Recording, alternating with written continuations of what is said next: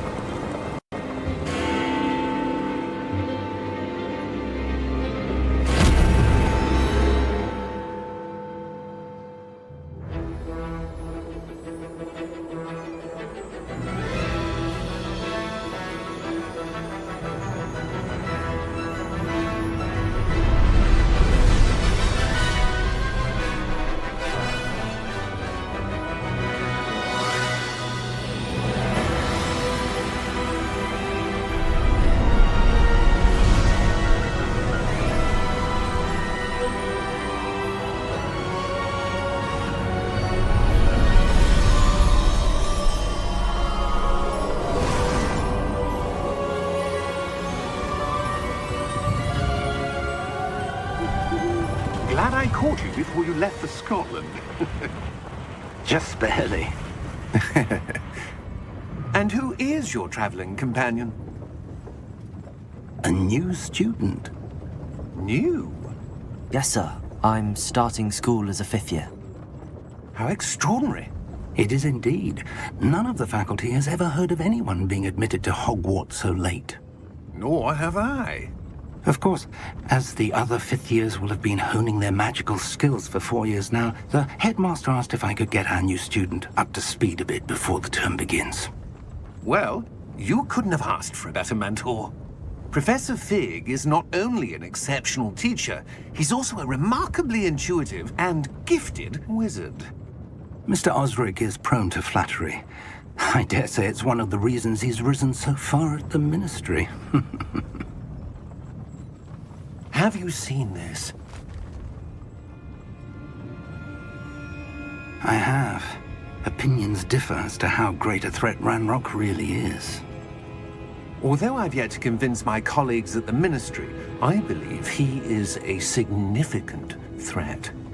And it was your wife, Eleazar, who alerted me to his activities months ago. Miriam? How? She wrote to me about Ranrock before she died, wondering what the Ministry knew about his activities. Before I could respond, I received this. It was the last thing she sent me, Eleazar. It came to me via her owl, but with no correspondence. I can only assume That she had to get rid of it quickly, to keep it safe. presumably from Ranrock. I cannot open it. Whatever magic protects this is powerful indeed. It looks like goblin metal. That symbol. What's that glow? I don't see a glow. Nor do I.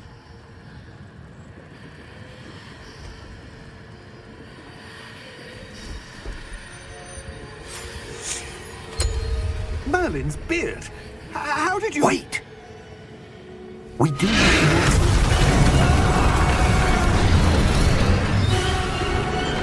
Hang on!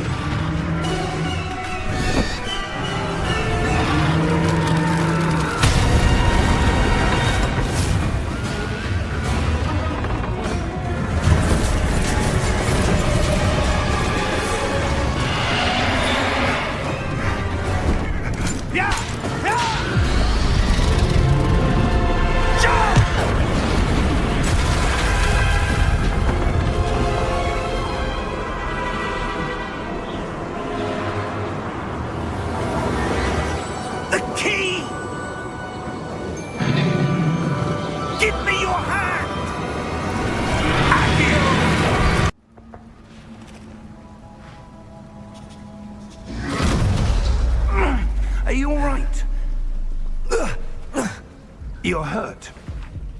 Perhaps a bit. Take this. It's Wiggenweld potion. That stuff will right you in a second.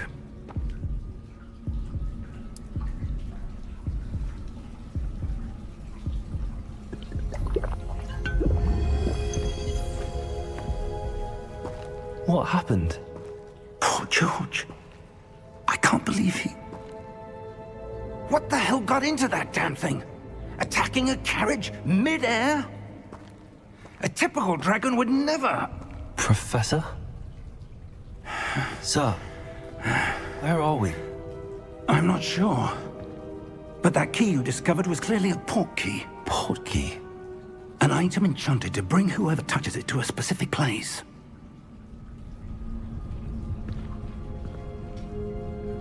I'm feeling better, sir, if you'd like to look around a bit. I would. But stay close. We've no idea who created this Portkey. Or why.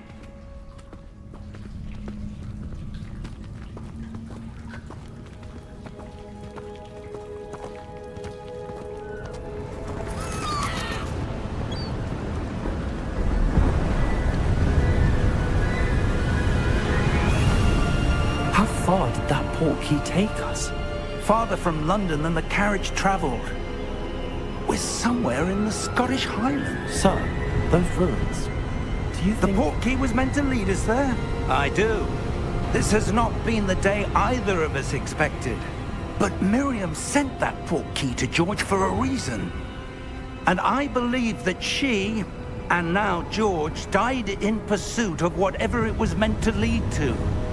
If you're sure you're all right, and wouldn't mind indulging me, I'd like to have a look around. Absolutely, sir. Good. Let's see if we can find a path, however faded it may be.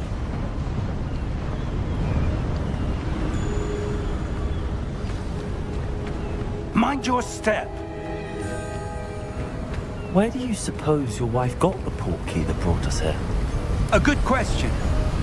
Miriam spent years searching for evidence of a long-forgotten form of ancient magic. Ancient magic? Yes, a powerful magic wielded by a rare few that seems to have been lost to time.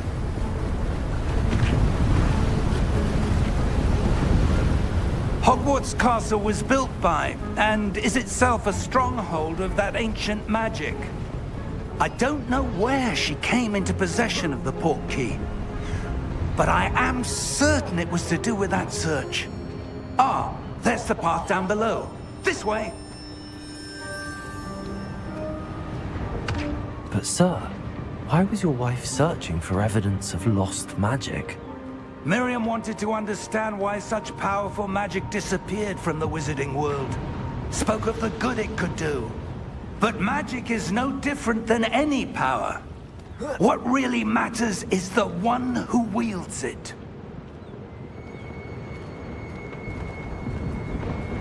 Is that ice? It's not cold enough here. It appears to be a sort of enchantment. Someone wanted to block this path. Let's see some of that wand work you were practicing. Focus on the center.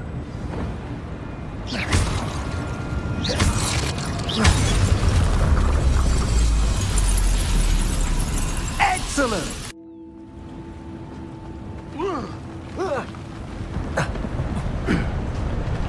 That was a bit rougher than I'd expected.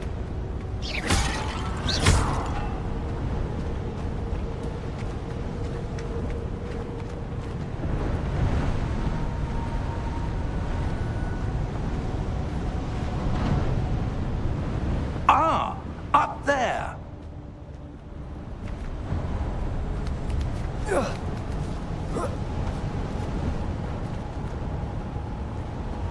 We're close now. It's just ahead.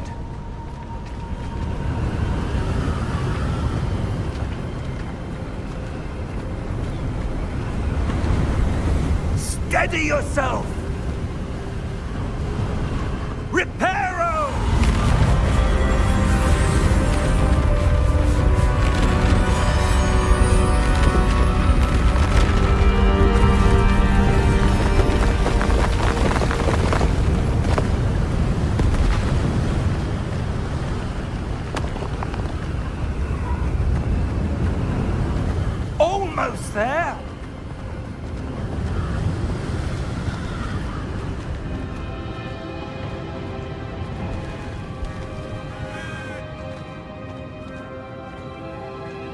Why would someone have built this here? I suspect they valued their privacy.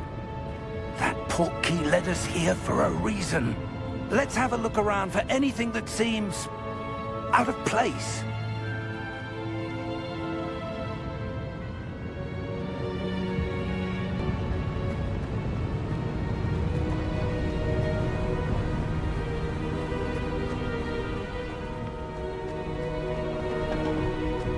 That enchanted crystallized stone again.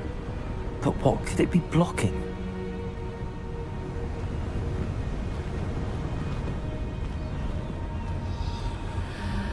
What's this? Professor Fig!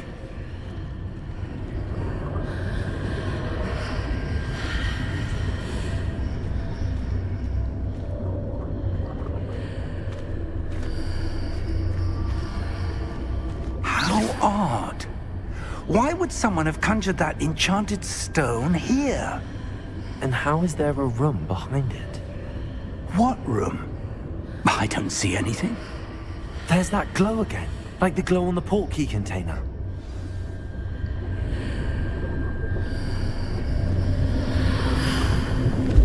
What in Merlin's name? Godric's heart. Where are we? I don't believe it. Hello?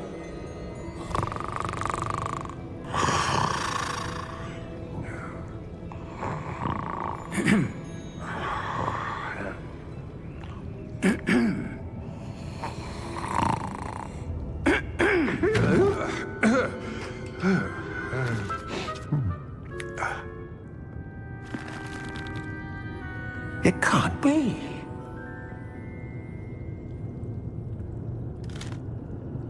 Just a moment. Oh. No, anything here.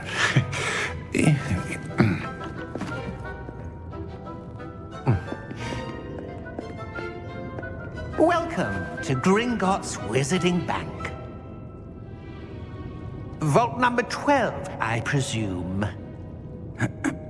Precisely. The key? Your wife's Portkey. Oh, yes, of course. This way, then. Stay close.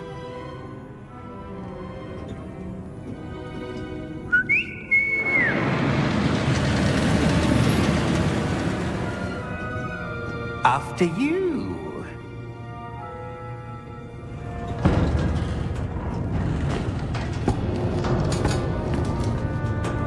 Keep your hands inside the cart if you don't wish to lose them.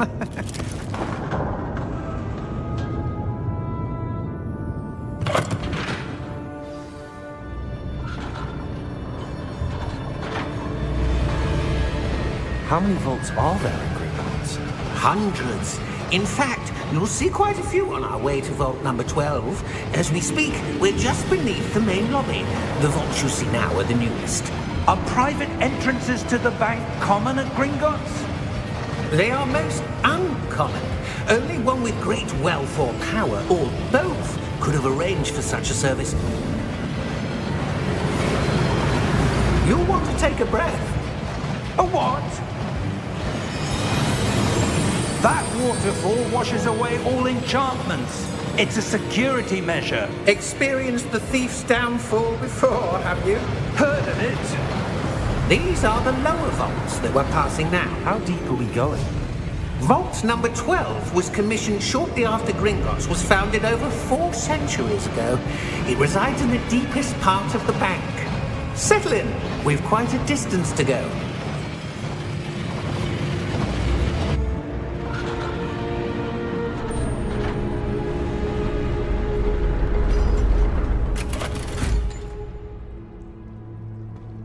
Vault number?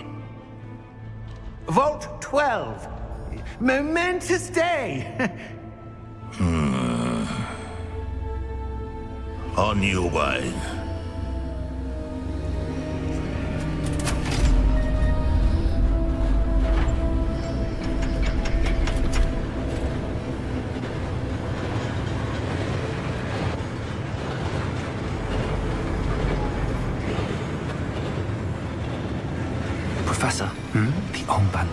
was wearing was glowing.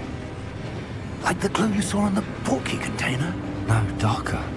I saw that same glow on the dragon's collar. Yeah, what was that? We were just wondering about that goblin back there. He watches over the oldest section of the bank.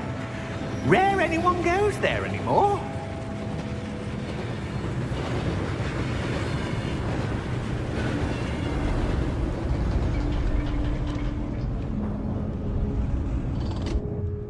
Here we are.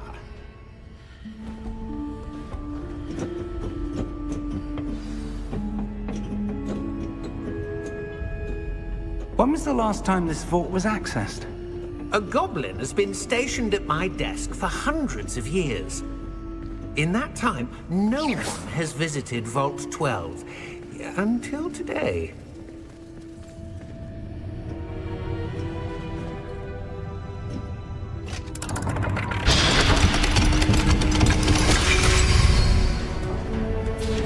Vault 12. Thank you for your help.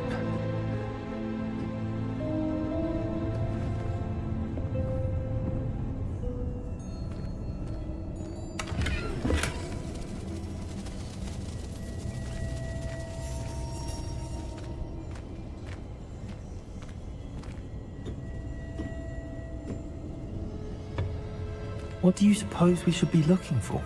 I'm not sure. Sir, I wonder if you The might... instructions for Vault 12 indicate that I am to grant access to the holder of the key and then close the door. Wait. Best of luck. Professor? That was certainly unexpected. Let me think. There must be something here. Revelio, perhaps? Revelio? Yes, a revealing charm. No time like the present.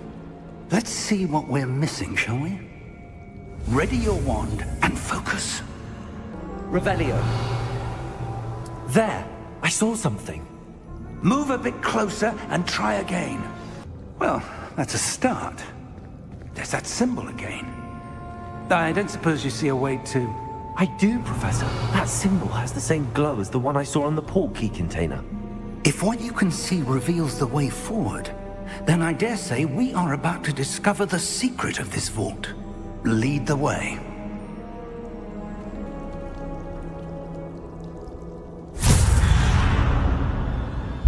Lumos! This is no ordinary vault. I suspect we will need to earn our way out of here. What do you mean, earn our way out? Do you think this is some sort of test? I do. But to what end, I can't say.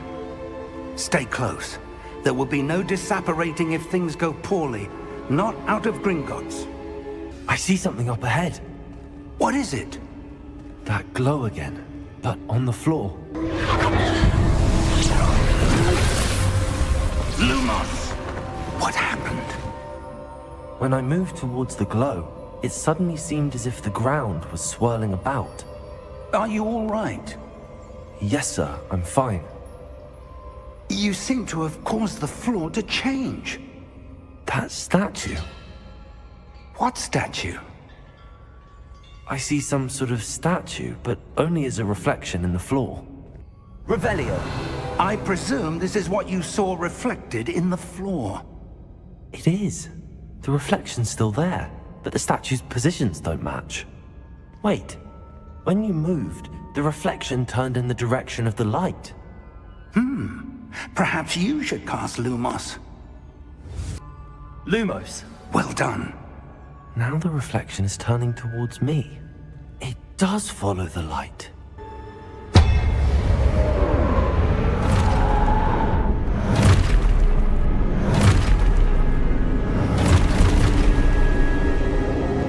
Look out! Potato! Accio! Defendo! Levioso! Deposo! Stay close!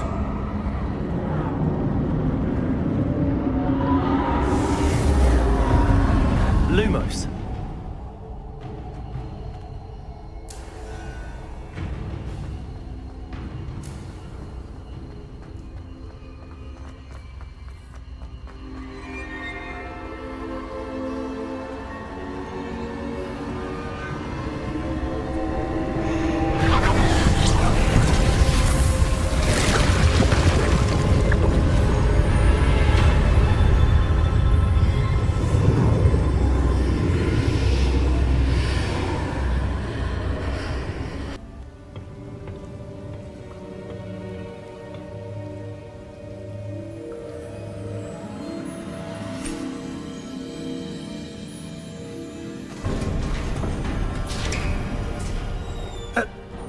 are.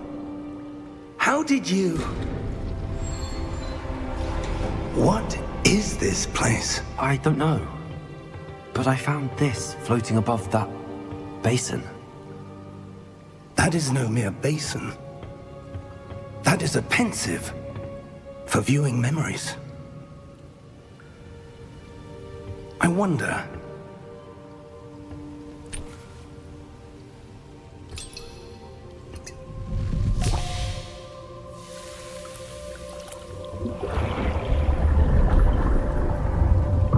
Follow my lead.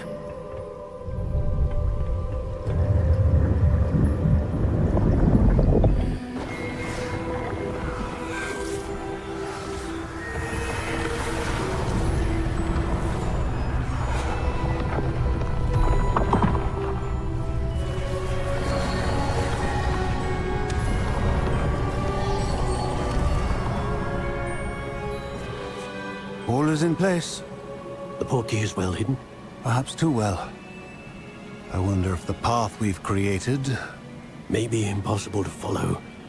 It will only be impossible for one who cannot see traces of ancient magic as I can. Your ability to see what others cannot will not be enough, Percival.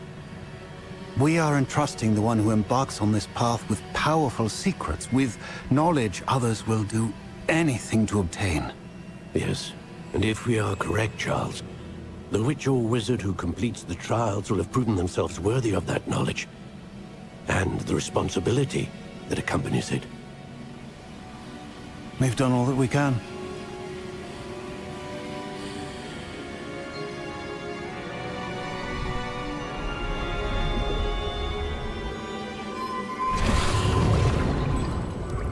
That's what you're seeing. The glow that surrounded them. Yes, sir. Astonishing. Can I see magic? Traces of an ancient magic, to be precise. The magic that Miriam had always believed existed, but could never. Miriam, and perhaps George, died in pursuit of knowledge that has been dormant for centuries. And you, it seems, are the key to understanding why. We were... It all looks rather different than it did a moment ago. Someone's coming. Who were they? I don't know. But, sir, you shouldn't be in here. I was right. Ranrock. Seems my reputation precedes me. I was beginning to think no one was ever going to visit Rackham's vault. And why are you here? No need for that. Just give me whatever it is you found here and we can let bygones be bygones. Sir, they have the key to the vault. Choose your next words wisely. I only meant that the instructions to Vault 12 were quite clear. Sir, I must insist. I was to grant access only to one with the key, and you didn't have them.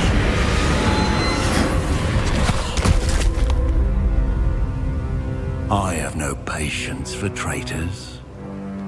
Now, where were we?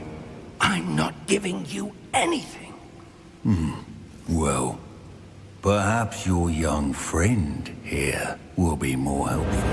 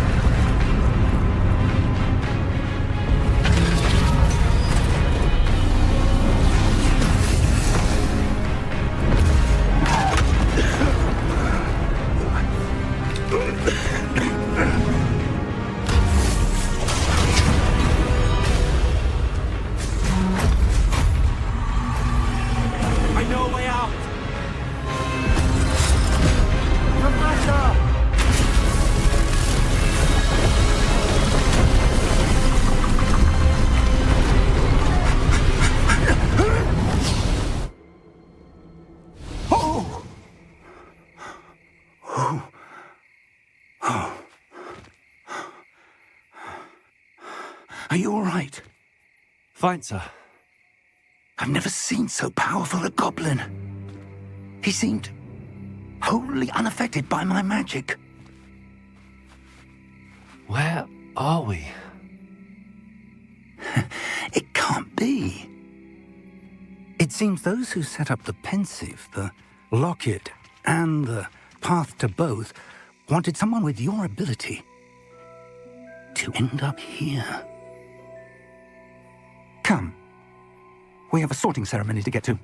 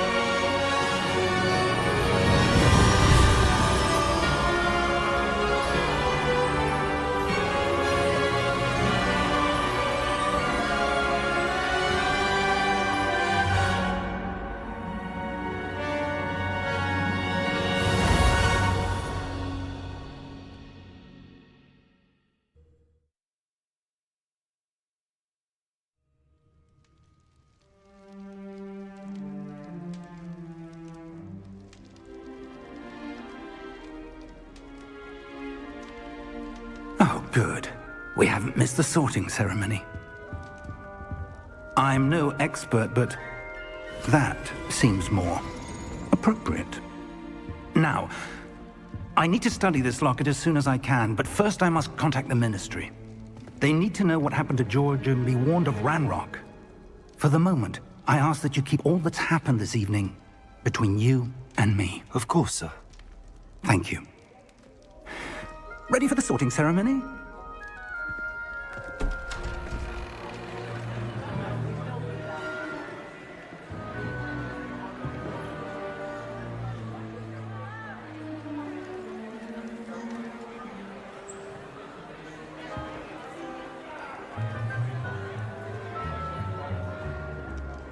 Phineas, Nigellus, Black. Prepare yourself to meet the headmaster. Fig, nice of you to join us. The sorting ceremony's over.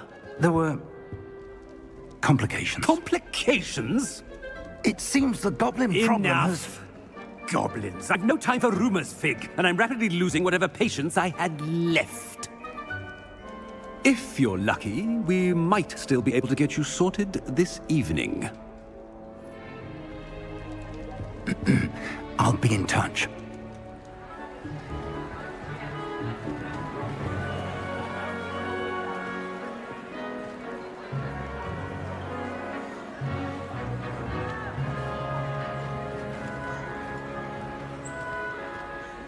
Professor Weasley, we've one more to be sorted. Welcome. You're just in time. Have a seat.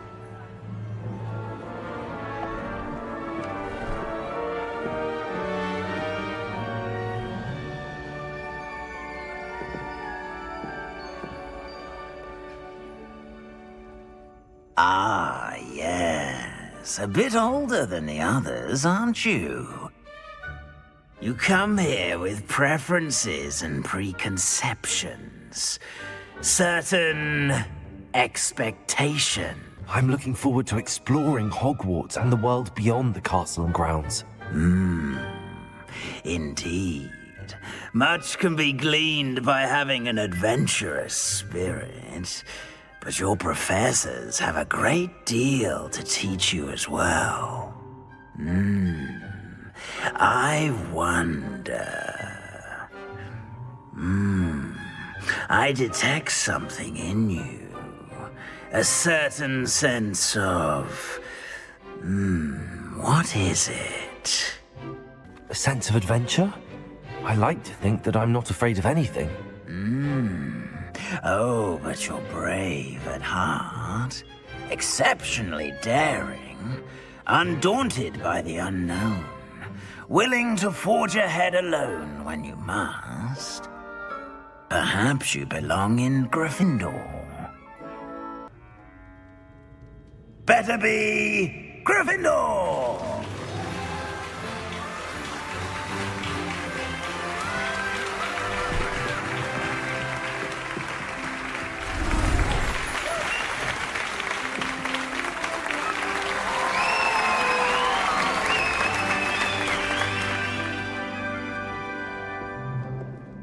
Oh, and one more thing.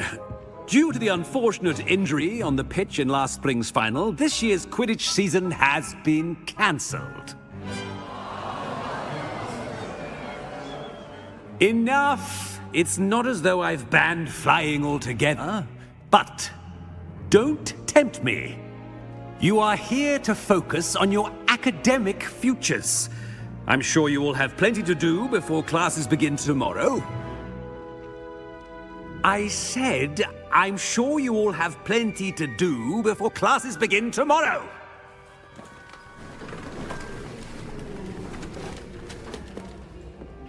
Quite an entrance. It's lovely to meet you. I'm... Professor Weasley, would you be so kind as to show our new student to their common room? I shall see to it, sir. As I was saying, I'm Professor Weasley. Pleased to meet you. Nice to meet you as well, Professor. As Deputy Headmistress, it is my distinct honor to show you to your common room. Right this way.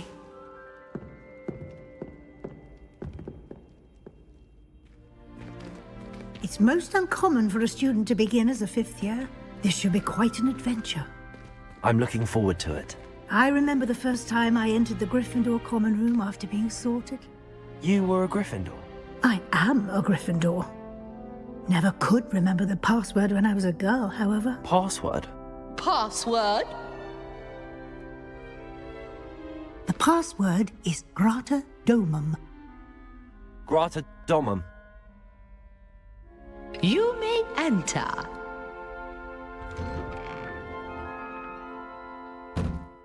Well done. Now, go on in and get some sleep. You have a big day ahead of you tomorrow. I shall be back in the morning to collect you for your first class. Thank you, Professor Weasley. You're welcome. I hope you enjoy your first night at Hogwarts. Sleep well.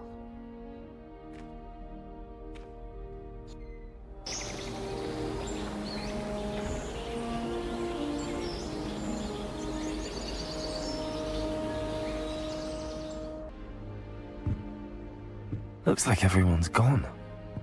Better head to the common room. Sure you don't want to try it? Brewed it myself. Hello, you're the new fifth year. Pleased to meet you. I'm Gareth Weasley. Heard about your travels here. Can't believe it. Glad you and Fig are all right. Is it true that someone from the Ministry was with you in the carriage? Oh, yes. A friend of Professor Fig's. Oh, didn't mean to pry. Nasty business, dragons. Again, very glad you're here. Thank you, Gareth. So am I. Are you related to Professor Weasley? I am. She's my aunt. Must be nice having an aunt for a professor. You'd think so, wouldn't you? Aunt Matilda tends to treat me as if I'm a first year. Keeps too close an eye on me. It's all a bit suffocating, to be honest. Still, she means well. And she's an incredibly powerful witch. She'll have your back. Are you having butterbeer for breakfast? Oh no. I've been perfecting a recipe I came up with over the summer. I'm almost there, based on some reactions that may need a bit more work.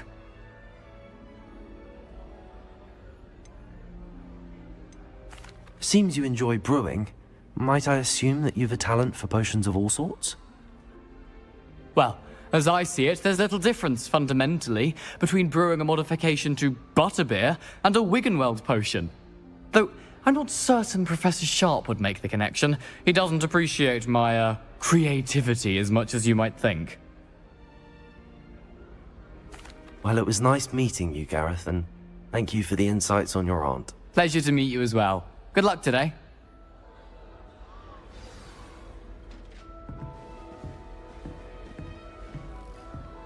Don't fall all off this time, Nellie. Who does Nellie think she is, Professor could anyway? arrive any moment. I adore decorating for the holidays. Can never have human paradise. Why is everyone so highly strung? It's perfectly safe. Well, hello. Don't mind me. I find it helpful to change my point of view now and again. Put things in perspective. Once I made it to the top of Gryffindor Tower, from the outside, without a broom. Goodness. I'm Nellie, by the way. Nellie Ogspire. I've heard rumors about what happened to you on your way to Hogwarts. Is it true? About the dragon? Yes, our carriage was attacked by a dragon. Crikey! I can't believe it. How thrilling! And also terrifying. Anyway, you've certainly brought some much-needed excitement to Gryffindor. And Hogwarts, for that matter.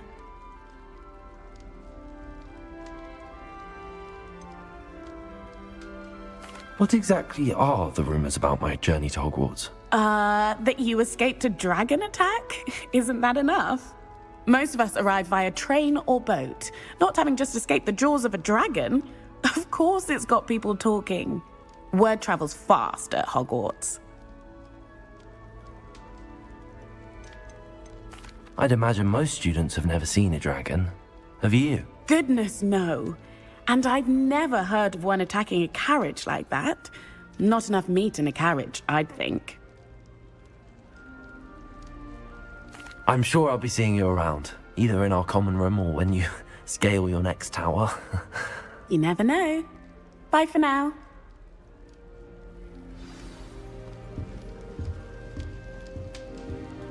Hogwarts has brought me and my siblings closer Wait, together. that's not right. I really thought I had it. I don't know what I'm doing wrong. It's not a complicated spell. I should be able to do it non-verbally. Why is this not working? Ugh! Oh, hello there. Welcome to Gryffindor. I'm Cressida. Pleasure to meet you, Cressida. Splendidly theatrical arrival to the sorting ceremony last evening. Made it in by the skin of your teeth. Is it true that you're Professor Fig's protege? I'm not sure I'd say that, but I did study with him a little before we arrived. Blast! I was hoping he might have given you some advice on non-verbal casting. Is that what you were trying to do just there? Oh, yes. Having a spot of trouble. I've mastered the charm using its incantation, but this is proving a bit trickier.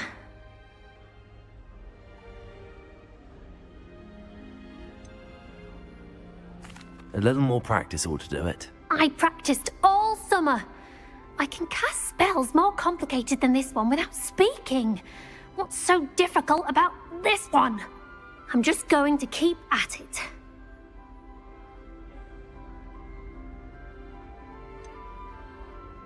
Is it really that difficult to cast non-verbally? Oh, yes. And if you don't get it just right, the results can be, shall we say, awkward. Once, I tried to cast Depulso non-verbally on a goblet in the Great Hall and ended up launching Professor Sharp's Yorkshire pudding into his face. He was not happy. Do most students know how to cast non-verbally? Not at all. Hogwarts doesn't teach non-verbal casting until the 6th year, and even then, many struggle with it. I'm simply trying to get ahead of the game. Well, good luck with it. It was nice to meet you, Cressida. You as well. Enjoy your first day. Good morning. I trust you're ready for your first day at Hogwarts? I've been dreaming of this day for a long time. Can't believe I'm here. Well, you are here. Make the most of it. You only have one first day at Hogwarts. Now, in light of your unique situation, joining us as a 5th year, you'll need to catch up with your classmates and not fall behind. Especially as you'll be expected to complete your OWLs at the end of the year. OWLs? Owls? Yes, your ordinary wizarding level exams. They will determine what type of career you can have when you leave here. After much discussion with the headmaster and the Department of Magical Education at the Ministry, we've devised something extraordinary to ensure your success. Here you are.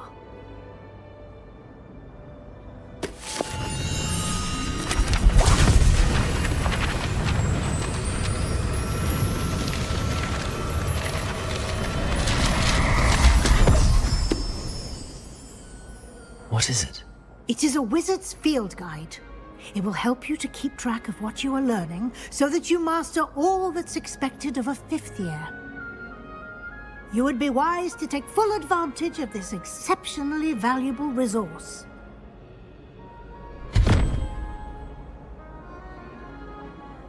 Thank you, Professor, but what do you mean it will keep track of what I'm learning? Perhaps seeing it in action will answer any questions you may have. Walk with me and we shall put it to the test.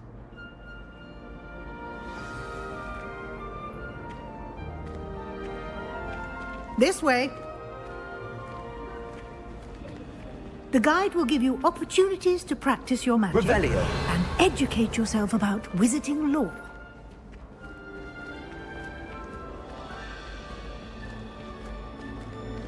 I certainly would have appreciated something like the field guide when I was a student. Using the guide will also train you to be alert to your surroundings. Do keep up!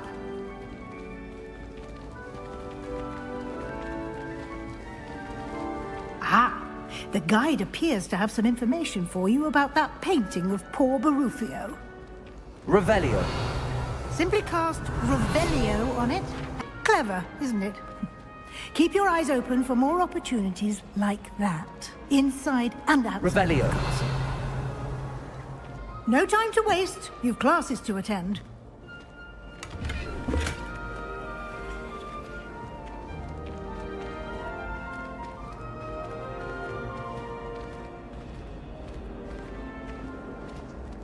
Ah, good timing. Perfect opportunity to show you how to use flue flames to get around a bit quicker. Your field guide contains a map of the castle. Open it up and find Central Hall.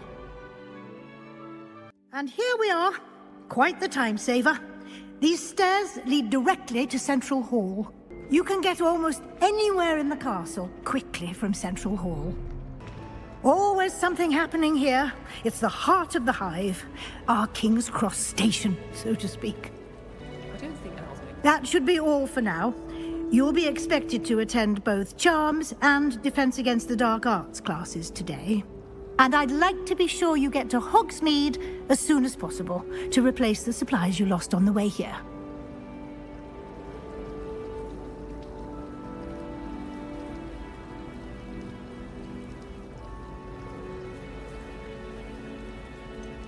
What will I learn in Charms class? Exactly what you might expect. Spells, charms, jinxes, all terribly useful. I think you will enjoy Professor Ronan. He's a clever and entertaining wizard, and a talented teacher. Can you tell me more about the Defense Against the Dark Arts class? Defense Against the Dark Arts, as the name implies, focuses on how to defend oneself against the evils that lurk beyond these walls. A mastery of Defense Against the Dark Arts is required for those who aspire to become auras.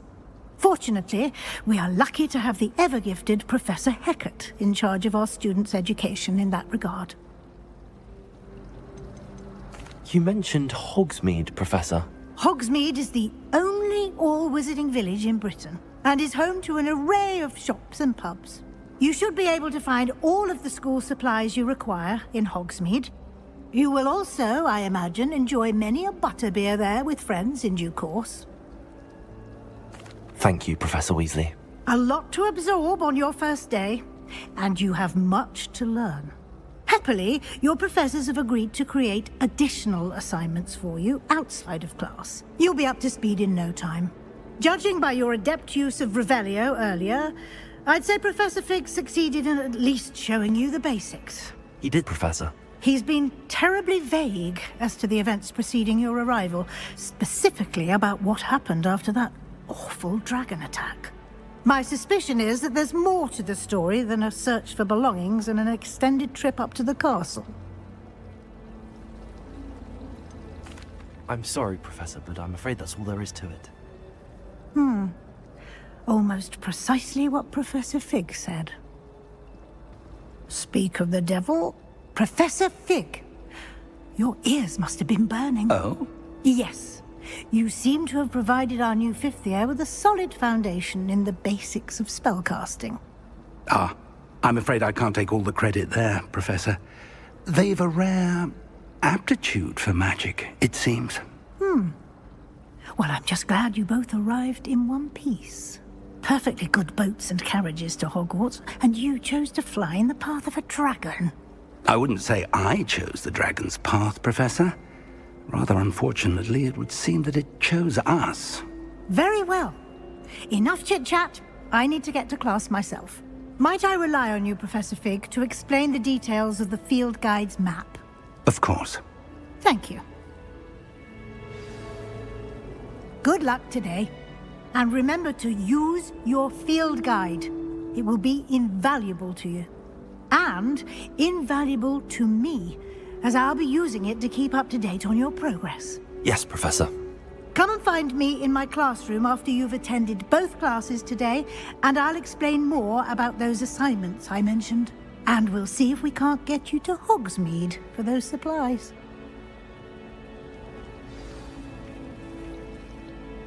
It's good to see you, Professor. And you. I was hoping our paths would cross today, before you immersed yourself in studies. Did I hear you masterfully evade Professor Weasley's interrogation regarding our late arrival? I did my best, but I'm fairly certain she suspects that we're not being entirely forthcoming. Yes, well, Professor Weasley is a brilliant and astute witch. It was right to keep the details to yourself for now.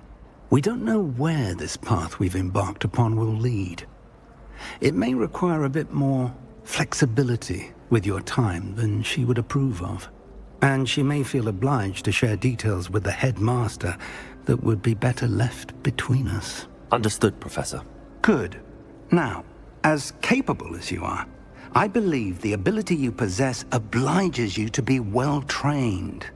Happily, you have the benefit of an exceptionally skilled team of witches and wizards to guide you. Speaking of guides, and so that I may avoid another not-so-subtle reproof from Professor Weasley, why don't I show you the clever enchantment we included in the field guide's map? Unfold it and have a look.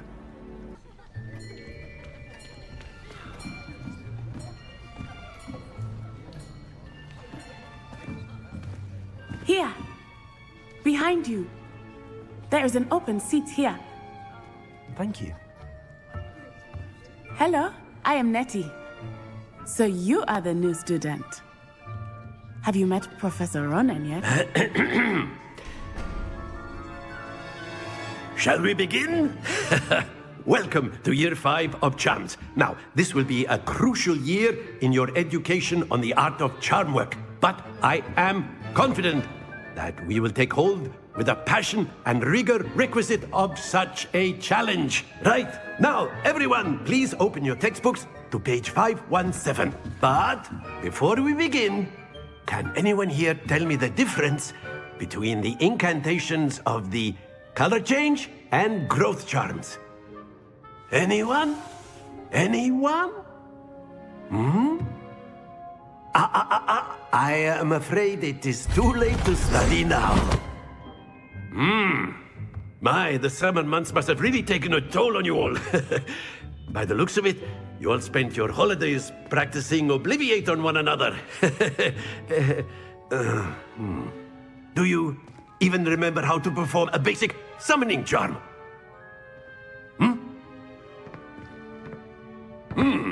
Well, it seems that we are in dire need of review. Everyone get into pairs and take positions on opposite sides of the classroom. Now let's put those textbooks to use as the blunt objects you so believe they are, and take turns summoning them out of one another's hands. Only one book will be needed per partnership, Miss Dale. Thank you. Get into place now.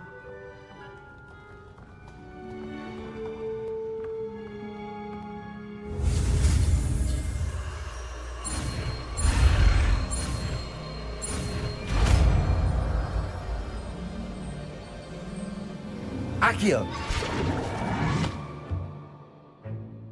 That is not bad. You are a swift learner. I see a lot of potential, but remember, potential is nothing without practice. Keep at it. You might just rival Miss Onai here. Very good, everyone. That's enough of that. Well, as you all seem to have the basics down, and it is an exceptionally lovely day, I was thinking that we might have ourselves a little excursion outside for a spot of fresh air. After me!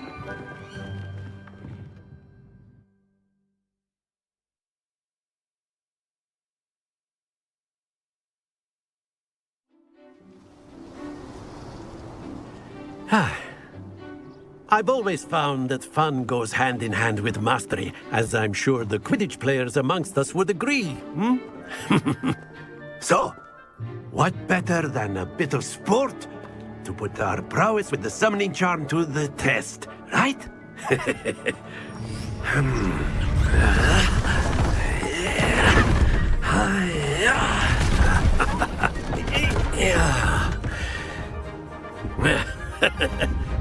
So why don't we have our newest student start us off?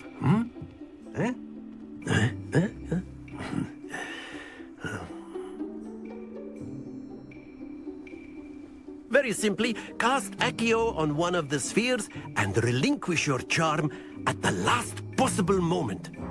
Now, think of this like gobstones, if you will, but instead of throwing the marbles out, you are summoning them toward you. The trick is to pull the sphere as far as possible, but not a bit more, or it'll fall, yes? Now, I could keep talking about theory all day, but practice is the best professor. Show us how it's done. Accio. Splendid! Stay focused. Accio. Excellent control there. Very good.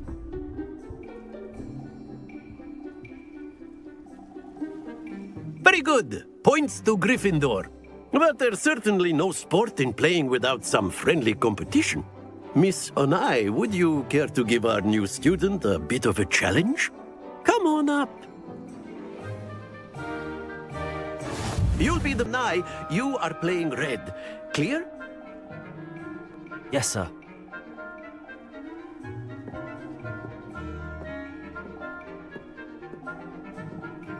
Let us see this.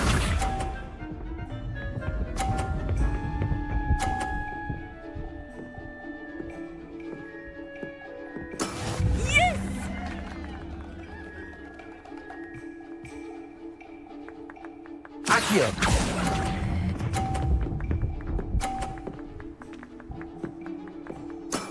That's it! Watch this.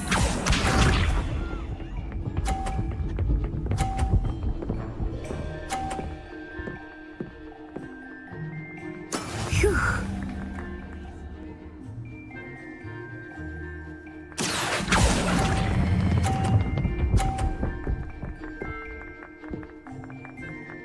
Nicely done. Here we go.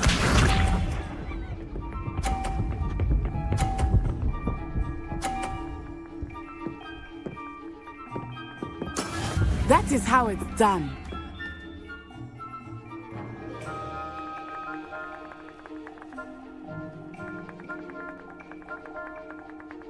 Not exactly your typical lesson, is it? Not that I mind. Excellent control there.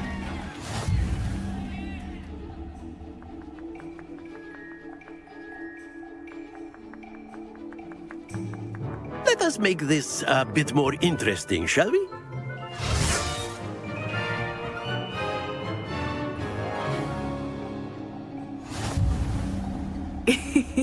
I think we are well past interesting at this point. I'll say. Enough chatter. Focus now. You will need it. This round settles it all. Let us see this.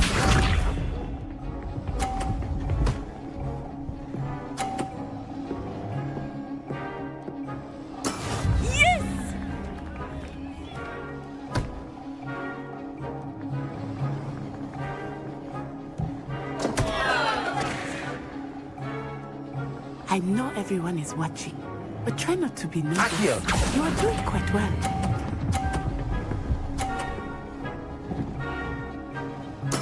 Ouch! Well played. Be sharp.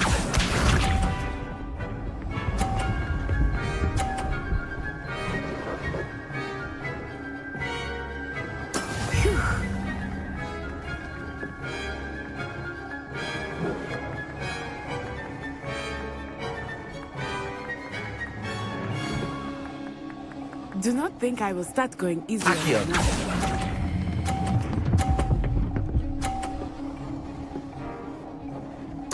Splendid! Watch this.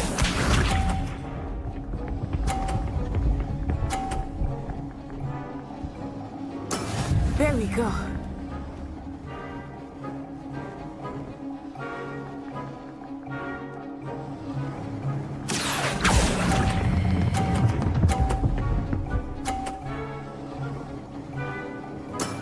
Perfect score! Remarkable!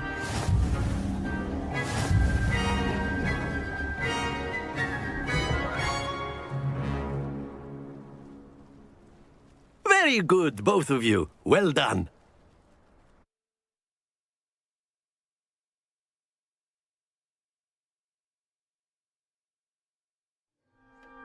Class is dismissed. Gather your things on the way out.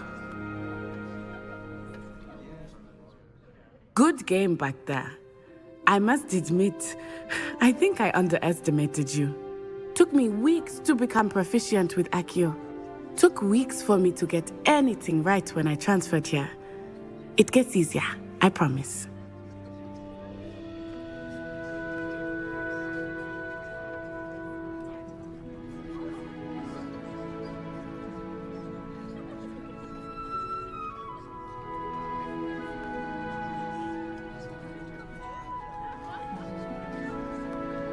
That's good to hear. It's a lot to take in all at once. To put it lightly, I remember how I felt when I first arrived. I transferred here from Wagadu just before my 4th year. My mother received an offer to teach divination here. Before I knew it, we had left Uganda and were halfway around the world at a new school in a new country. Is Wagadu much bigger than Hogwarts? Wagadu School of Magic is the largest wizarding school in the world. So yes, bigger than Hogwarts. But it never seemed intimidating or overwhelming to me. It always felt like home.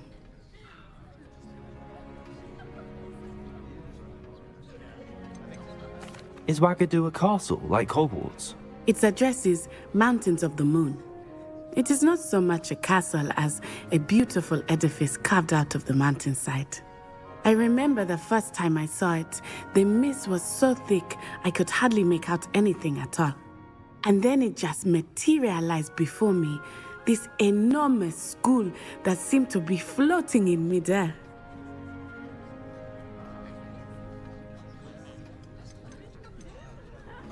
This may seem an odd question, but is magic the same there as it is here? Mostly, yes. But I did have to learn how to use a wand when I arrived here. Hardly anyone at Wagadu uses one. You can cast spells without a wand? Oh, yes. I find wandless magic to be much more instinctive. Not to mention quite convenient if one is without their wand. I must admit, however, that I am growing quite fond of using a wand. It seems very dramatic. It's nice to learn about another wizarding school. Thank you for asking. I do miss Wagadu, but I am glad to be here at Hogwarts. Ah, I think Professor Ronan wants to talk to you.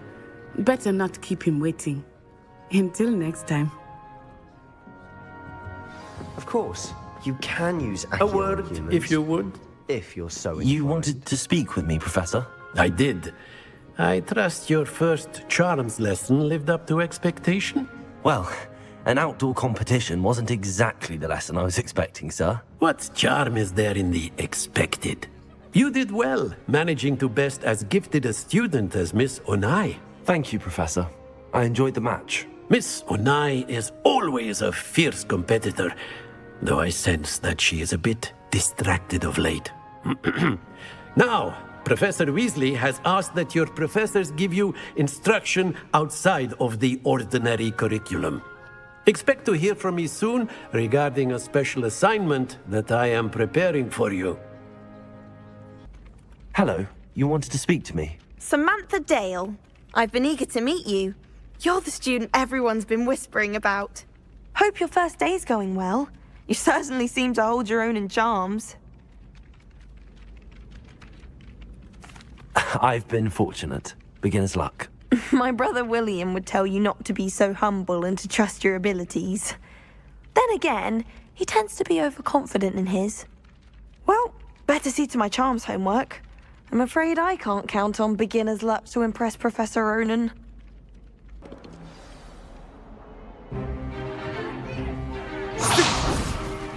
Stupefy!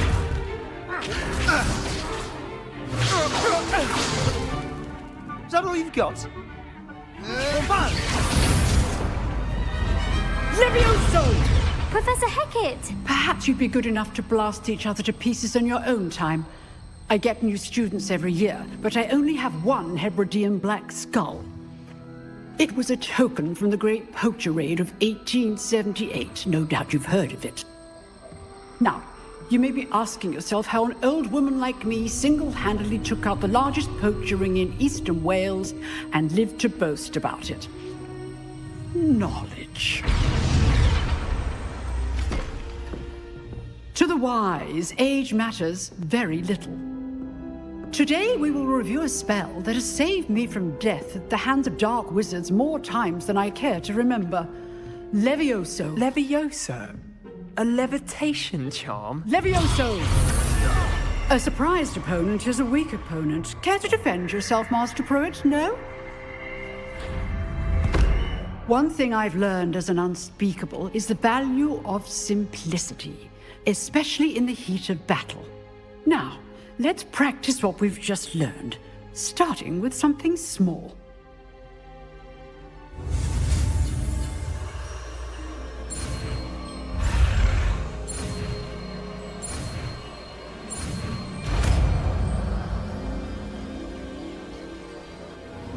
Levioso!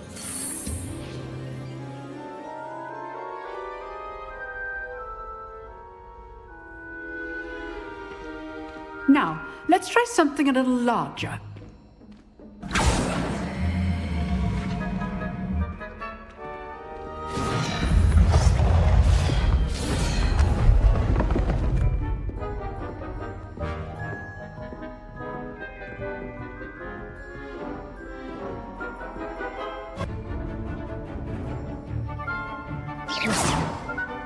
See how the dummy deflected your cast?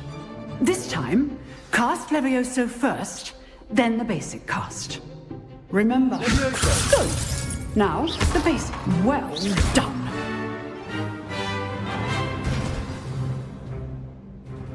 Very good.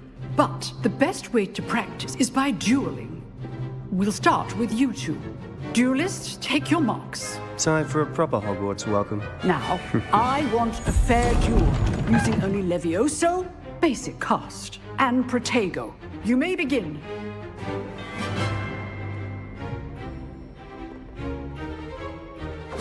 This should be good form. I know. Lucky.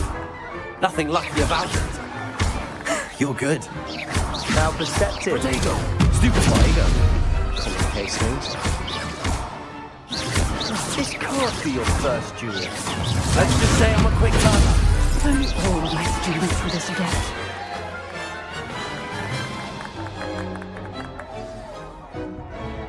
Not bad for a beginner. You give as good as you get.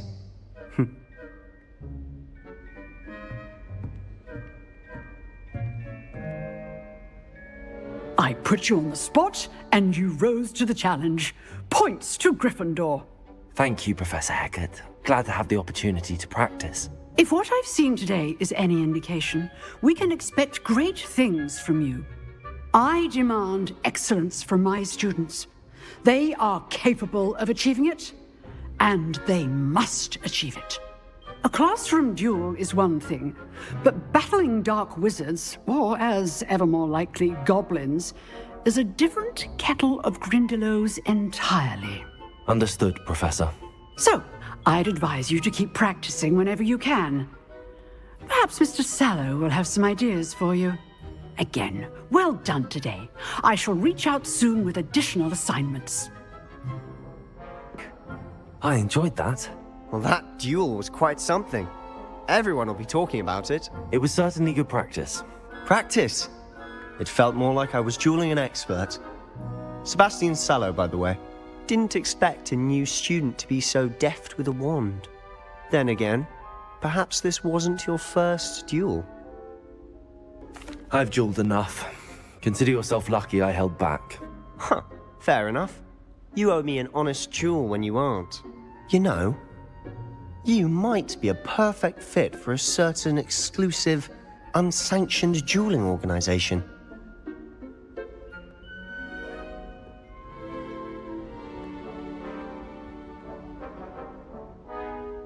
Exclusive and unsanctioned. Count me in. Excellent. Knew I was right about you.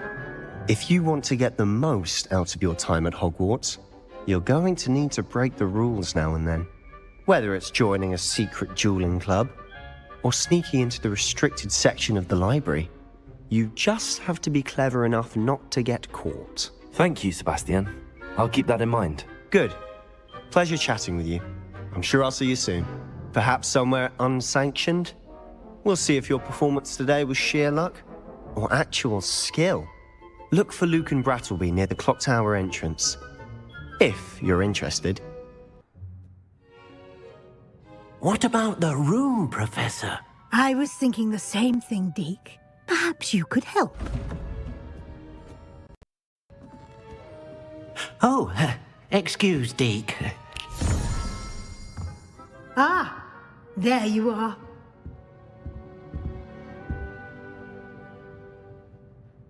I trust your first classes went well? They did, Professor.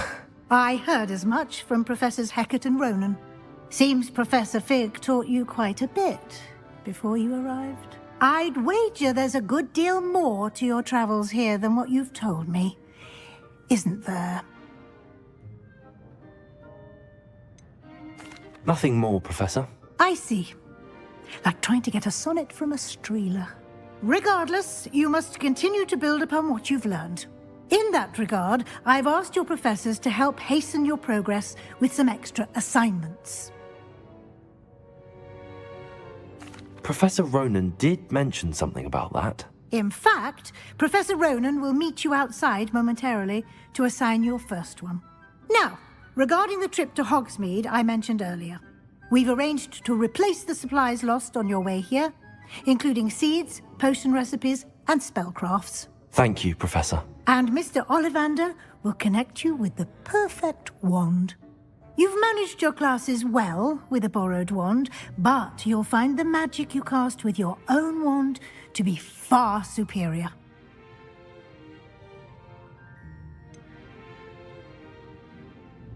Can you tell me more about the potions shop, Professor? J. Pippin's Potions stocks a wide array of potions ingredients, although they rarely sell recipes. Professor Sharp asked that they have a couple of particular recipes on hand for you.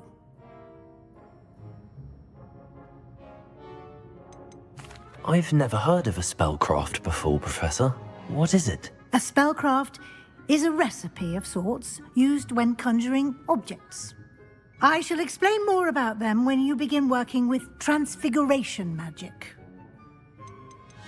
There's an Ollivander's in Hogsmeade. There is.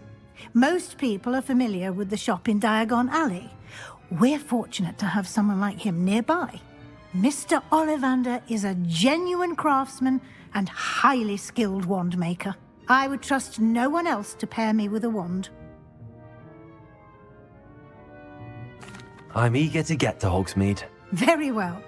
I'd like you to make your first visit to the village with a classmate. Help you get your bearings. Perhaps Sebastian Sallow or Natsai Onai. I've noticed you spending time with them.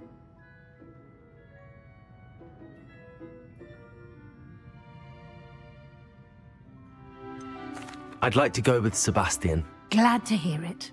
Mr. Sallow is a capable young wizard, and he knows the area. He'll keep you well clear of any of Victor Rookwood's undesirables en route. Rookwood? A rather unsavory local. Best to avoid him and his associates, including his right hand of sorts, Theophilus Harlow, if you can. Once you've finished Professor Ronan's assignment, your friend will meet you at the castle doors. No time to waste. The sooner you complete your work, the sooner you can enjoy a butterbeer at the Three Broomsticks. You have a new spell to teach me, Professor. Indeed I do, and an exceedingly useful one at that, the Mending charm Reparo. Fixes things right up, makes a broken object good as new in the blink of an eye. It seems as if that might come in handy. More frequently than one would imagine. As Professor Weasley mentioned, I am not the only one who will be teaching you spells outside of class in an effort to catch you up with your peers. A number of your professors have agreed to do so as well, but first, each shall ask that you complete a few preliminary tasks to hone your magic. I have arranged some for today. See them through and then report back to me. We will have you casting Reparo in no time. I'll start on the task right away, Professor. I completed the assignments, Professor. Marvelous. You clearly know your way around basic charms. Let us give the old Mending charm a try then, shall we? Remember to be deliberate in your enunciation and movements. I want to see some vigor. Now, wand at the ready. Yes, sir. That's it. Very good. If you would like to practice mending something, have a go with that broken statue in the alcove by the water. It allegedly symbolized heartbreak. Perhaps a jilted lover thought it too accurate and lashed out. Hello, Sebastian. Ah, my new charge. I'm told you're in dire need of supplies, and I'm to accompany you into Hogsmeade for them. Is this your first foray into the village? It is. I haven't left the castle since I arrived. Well, I shall endeavour to be the very best of guides, then. Hogsmeade's a charming little place. Self-contained, too. We should be able to find you everything that you need. Shall we?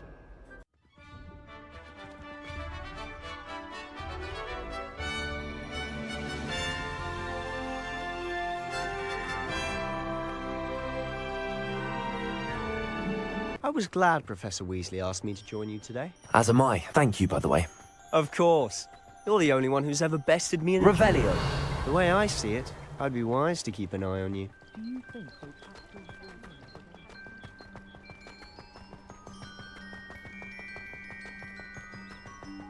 Speaking of Weasley, she seems to have taken quite a shine to you. Has she? That's nice to hear. I'm still surprised that a professor would entrust me with anything, given my detention record. Spend a lot of time in detention, do you? Just enough to keep me well-rounded. Speaking of detention, this trip to Hogsmeade might have saved me from one. Glad I could be of service. Madam Scribner, the librarian, was on the hunt for me, as is often the case. Professor Weasley came to retrieve me, and I was able to convince old Scribner that I had somewhere to be. So how did you manage to get on the librarian's bad side? Well, I suspect it's a matter of differing opinions. She thinks I shouldn't be allowed in the restricted section, and I, on the other hand, am inclined to disagree. Oh, just one moment. This is an excellent spot to gather lacewing flies. They're pretty to look at. If you stew them long enough, they make a powerful potion ingredient. Merlin's beard from the Forbidden Forest, look! What's going on? See for yourself. Quite a sight, isn't it? You certainly don't see that every day. Do you think Poppy's already seen the hippogriffs? Absolutely. Likely already named. To the left is the Forbidden Forest. Out of bounds to all students. Oh, hence the name. Precisely. They think it's too dangerous. I think they need to have more confidence in our defensive abilities.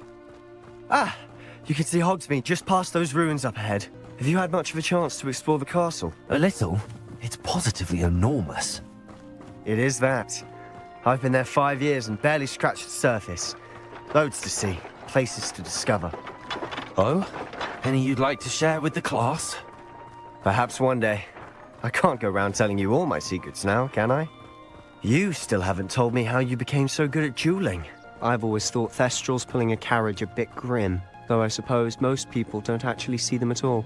But you can see them. Unfortunately, but you've seen quite a bit yourself firsthand too, most notably that dragon attack. Hopefully the rest of your year isn't as eventful. Mr. Moon, he's the Hogwarts caretaker. Looks a bit worse for wear. Hello, Mr. Moon. Have you met our new 5th year? Pleasure. You might want to turn back, Mr. Sallow. Turn and run. Is everything all right, sir? Huh? Oh, look right at me. Eyes big as saucers. What did, Mr. Moon? Guys. Ugly and airy and terrifying. I shall be at the castle where it's safe. Good luck to both of you. A demi-guise? I don't know what he's putting in his pumpkin juice, and he's obviously had too much of it. I've never seen Mr. Moon in such a state. Mr. Moon is quite the character. My sister Anne thinks he's lovely, but I'd say he could improve a bit as a caretaker. Oh, is your sister in Slytherin too? She is, or rather, she was. She's not well at the moment, but she'll be better soon and back at Hogwarts. Honestly, if one could bottle the magic of this place. I don't know if it's the shops or the people, but there's just something about Hogsmeade. We all flock to it like moths to a flame.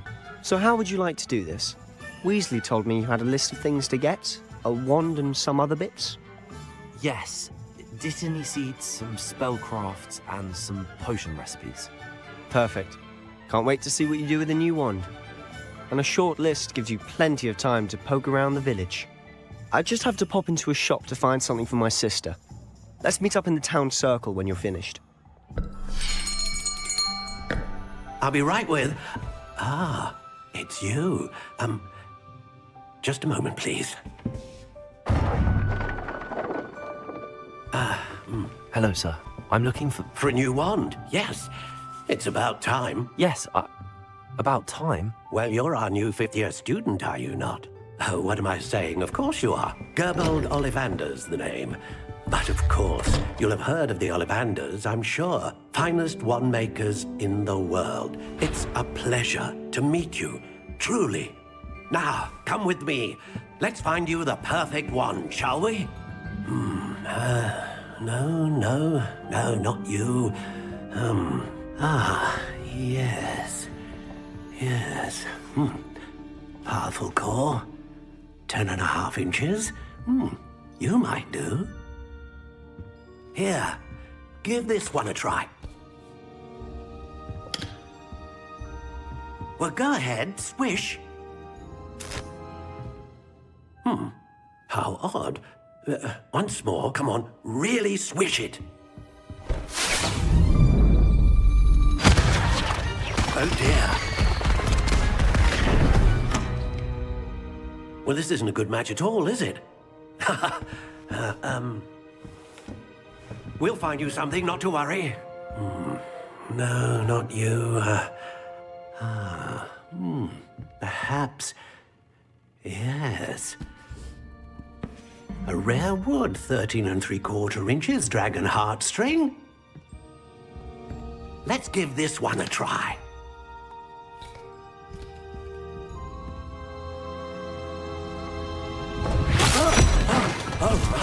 Oh, goodness. Looks like it's back to the shelf for you. This is proving to be trickier than I had anticipated. How perplexing. Where are you? Perhaps you? There you are.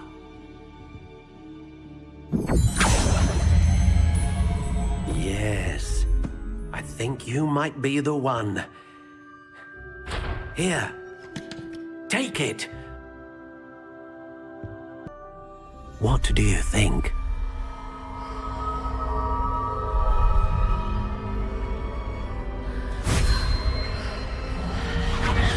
Extraordinary. Another wand, another beginning of a bright and magical future.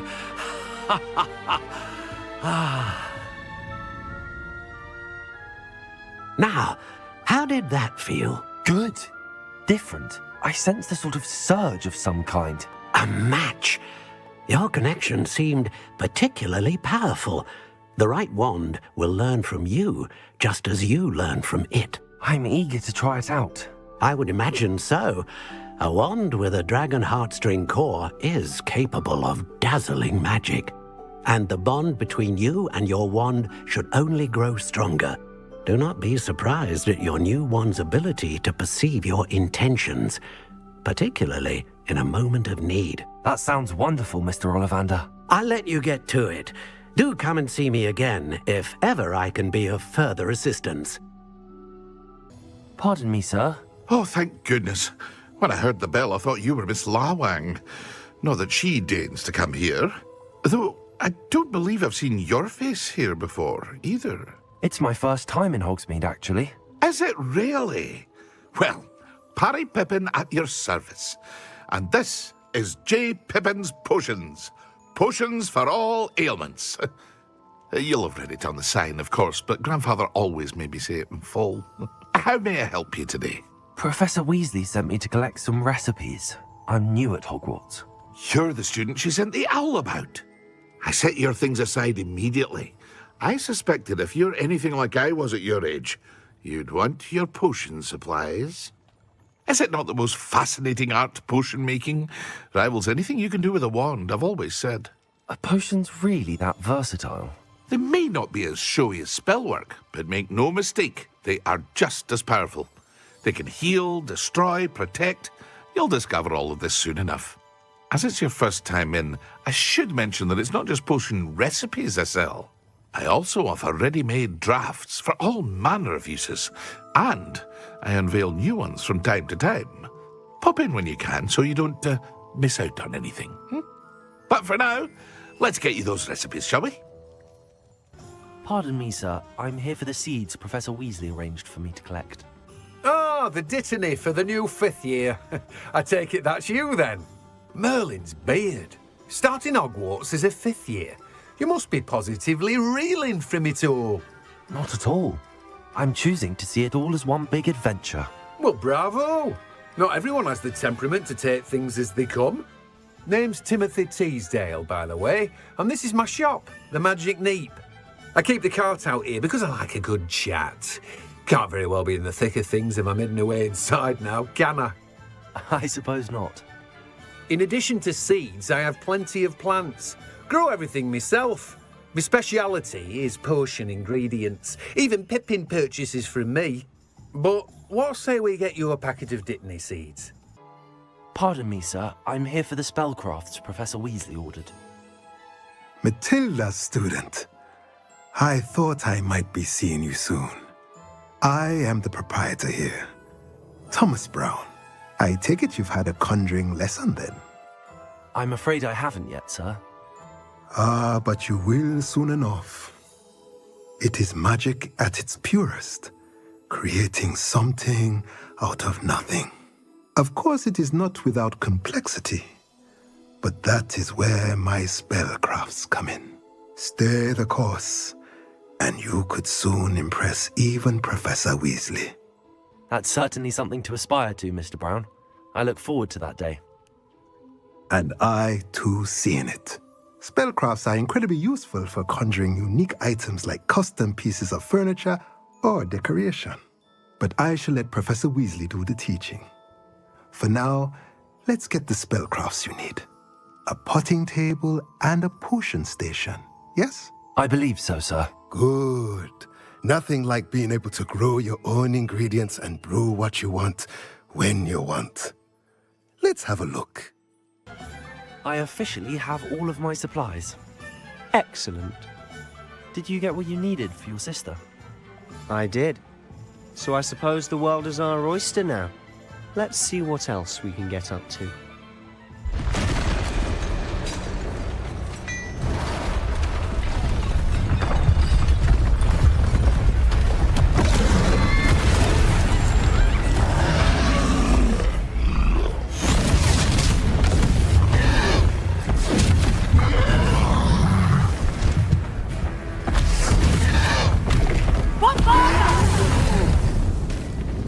Draw it away from the building! Away from the village!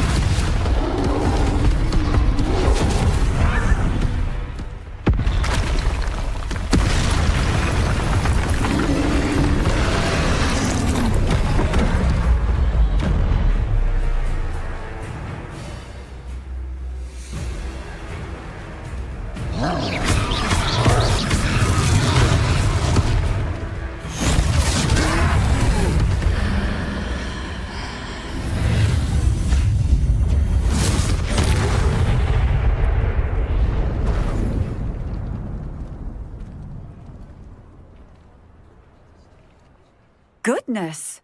A second troll! Did you two take on a fully grown troll by yourselves? I suppose so. It's all a bit of a blur, to be honest. Merlin's beard. Are you all right? We are, and we were glad to help. I'd say help is a bit of an understatement. Nerve like that. The makings of an aura, if you ask me. If you are unharmed, perhaps the two of you wouldn't mind helping me put a few things back to where they were. Of course, officer. Singer. Officer Singer. And thank you, again. Hello, sir. I don't believe we've met. Allow me to introduce myself, Augustus Hill, clothier extraordinaire. I should like to thank you for your remarkable bravery in fighting those trolls, and not to mention your help restoring Hogsmeade to its rightful state. I was happy to help. Frankly, you deserve an Order of Merlin. But I can offer you something much more useful. I own Gladrag's wizardware, and among my inventory are some unique items that afford certain protections, as it were. Life-saving protections. And as I suspect this won't be your last dangerous encounter, I'd like to give you one such set of robes, in thanks for what you did today. Thank you, Mr. Hill. That's very generous of you. It's the least I can do. Now, let's try this on for size, shall we? I'd say we've earned a butterbeer or two, wouldn't you? Might help me forget that I was almost pulverized by a troll. I'd say that I agree with you. Perfect. The 3 Broomsticks is just this way. I sell even more battle-worthy items. Should you be inclined, you're most welcome to peruse my shop at your leisure. Assuming it isn't utter bedlam in there, you might even meet Sirona, the owner. She's a good one to know.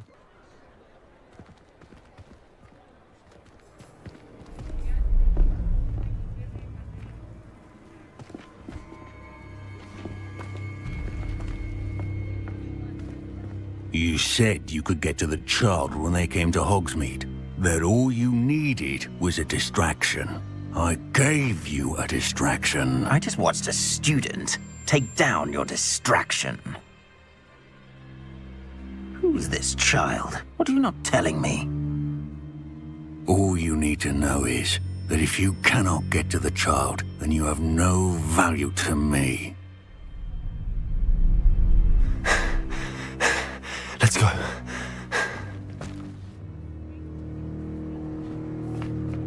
Did they see us? I don't think so. What was that goblin doing with Victor Rookwood? Ranrock is working with Rookwood. The goblin from the Daily Prophet. I knew I'd seen him somewhere. Quickly, let's get inside the 3 Broomsticks.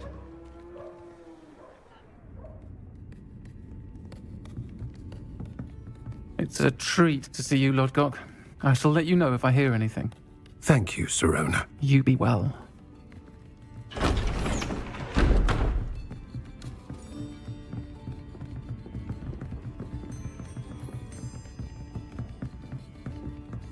Now, what can I... Oh, there's a face I haven't seen before. It's my first time here. Welcome. Butterbeer's on me.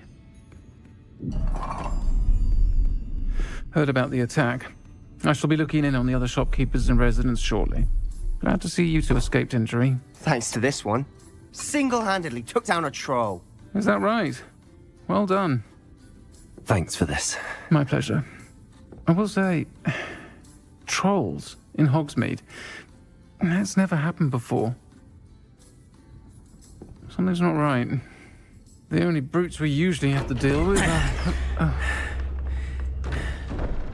How timely.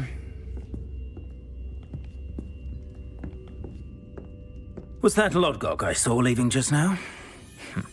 Your clientele's not what it used to be, Sirona. Not to worry, Victor. Once the two of you leave, the caliber of my clientele will greatly improve. I wouldn't do that if I were you, Theophilus. Come now. No need for theatrics. I'm only here for this one anyway. My friend is enjoying a well-earned butterbeer. Only want a quick word. Perhaps you didn't hear me. I said, my friend is busy. One would think you all had enough bloodshed for one day. Come, Theophilus. The Three Broomsticks isn't what it used to be. Let's take our galleons elsewhere. Can't drink butterbeer forever.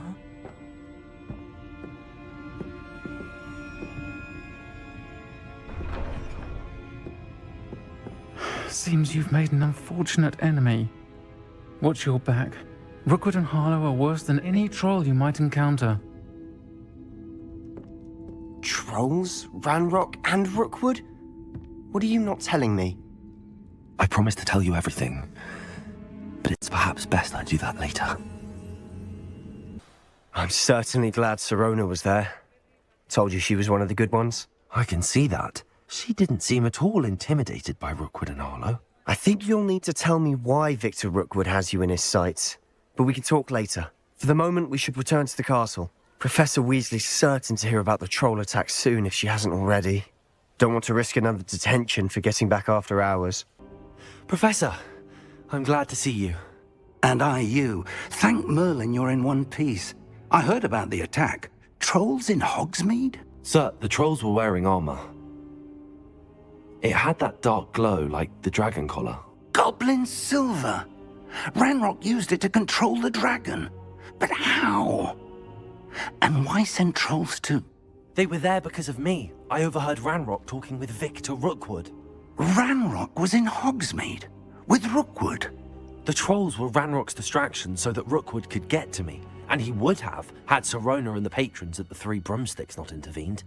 This is grave news indeed. If Ranrock's goblins and dark wizards are after you, they want what we found in that vault. They're after the locket. You said you discovered something in it. Yes. I discovered an inscription. When I read it aloud, this map appeared. Clever enchantment. It's a map of Hogwarts, to be sure, but I do not know where it leads. It leads to the library. The restricted section, to be precise, and a bit beyond. I see traces of magic there on the map. I suspected you would see something. Shall we go? I appreciate your enthusiasm, and I'm eager to discover what we may find there as well. But if our experience at Gringotts, let alone what happened to Miriam, taught me anything, it's that the path we're on is terribly dangerous. I'd like you to work with Professor Hecat a bit, before we continue. But sir, how dangerous could the library be? Perhaps we're only after a book. Perhaps we are only after a book, but we should be prepared for anything. Once you've honed your defensive magic further, come and see me. I'm here about the new spell you wanted to teach me, Professor. Good. Professor Fig indicated a certain urgency to you completing your defensive magic assignments. As such, you are to learn Incendio, the fire-making spell, handy for lighting torches, burning away spider webs, and, when necessary, defending against those who would wish to do us harm. Sounds versatile. Quite. But before we get started, I'd like you to complete a few tasks. You may be surprised by some of them. Astonishing how much students don't think their professors know. When you're finished, come and see me. Then we shall begin working on Incendio. Sebastian told me to see you about a club. If Sebastian vouches for you, that's all I need to know. I coordinate duels for crossed wands. A dueling club of sorts. It's invitation only, so you must have really impressed Sebastian.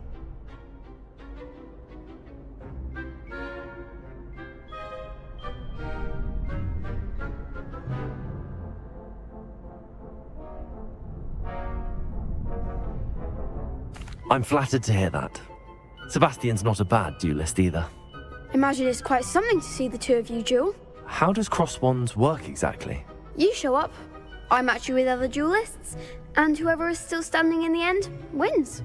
It's our way of determining the school's greatest duelist once and for all. And to liven things up, the winner is awarded a prize. Interested?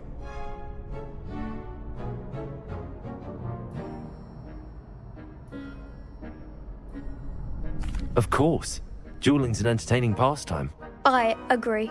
Besides, in crossed ones, you can duel with a partner if you like. Your first time I'll pair you with Sebastian. Next time, you'll need to bring a partner along, or duel alone. So, care to step into the ring?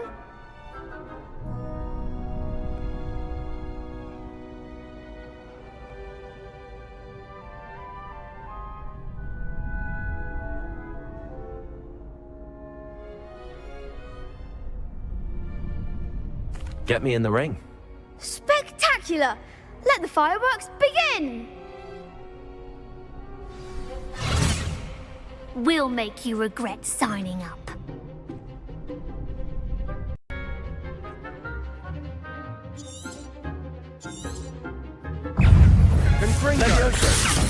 Expulso! You're better than that!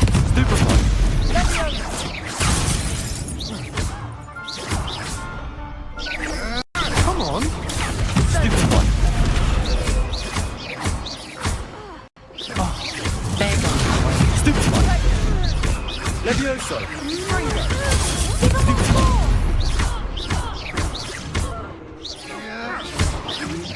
Potato!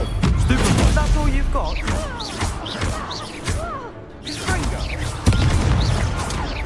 Mind the one! Levioso!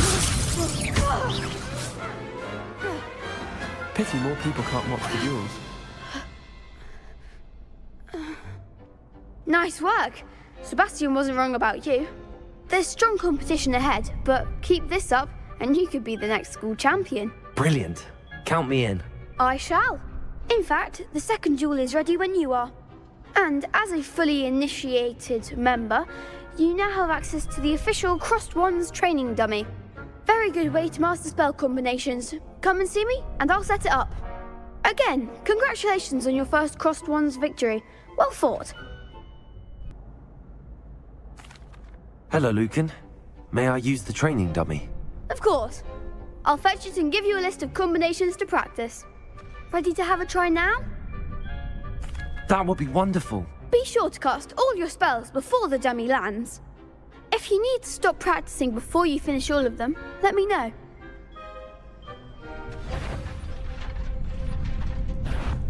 Accio. That's it!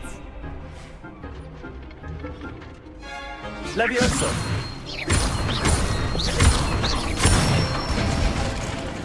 Nicely done! Levioso! Accio!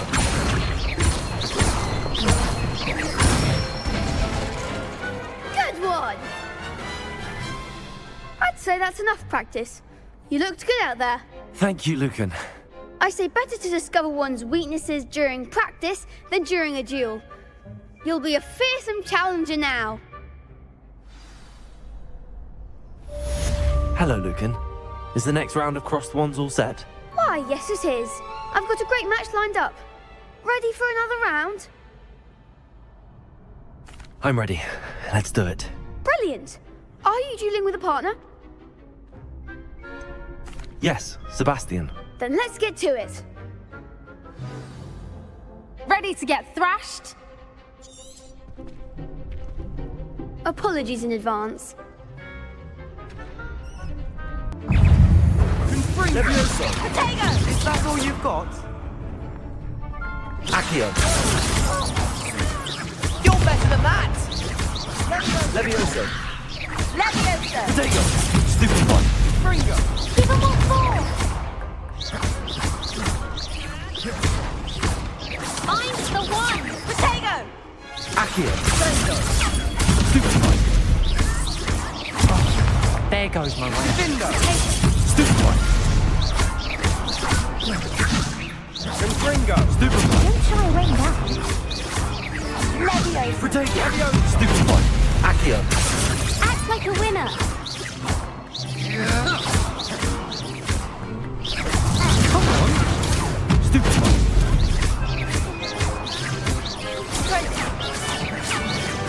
Leviosa! Gringo! Glad I didn't bet on that round. Bravo! I gave it my all. You did indeed. The other duelists have already taken notice of you, but after that last round, they'll really have it in for you. You'd better keep practicing if you want a chance at winning, or at least surviving the next round. I'll let you know when we're ready. Hope to see you then. Battleby was able to accommodate. I finished all of the tasks you gave me, Professor Hecat. Glad to hear it. Then you should be ready to learn Incendio. Should be, Professor. Yes. I'm sorry to say, I visited enough careless colleagues at St. Mungo's to assure you that fire is a fickle servant. Your spellcasting has impressed me thus far, but please maintain focus. I would rather we not end today's lesson with your robes aflame. Let us begin. And remember, focus on the proper wand movement. Hello, sir. You'll be pleased to know that I worked on my defensive magic with Professor Hecat.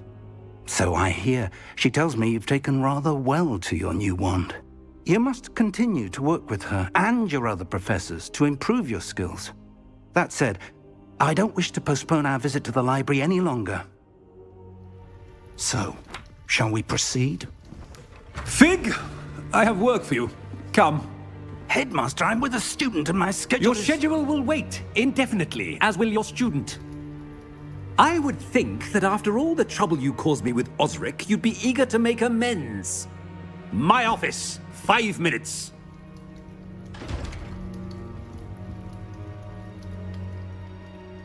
That man is exasperating. Unfortunately, our trip to the restricted section will have to wait a bit longer. But, Professor... We have no choice. It would be unwise to provoke our illustrious headmaster further. I shall find you when I've completed whatever toils I must endure. Sebastian, there you are. There you are. You promised me an explanation for what happened in the Three Broomsticks. Not many students have Victor Rookwood's attention. What was that all about?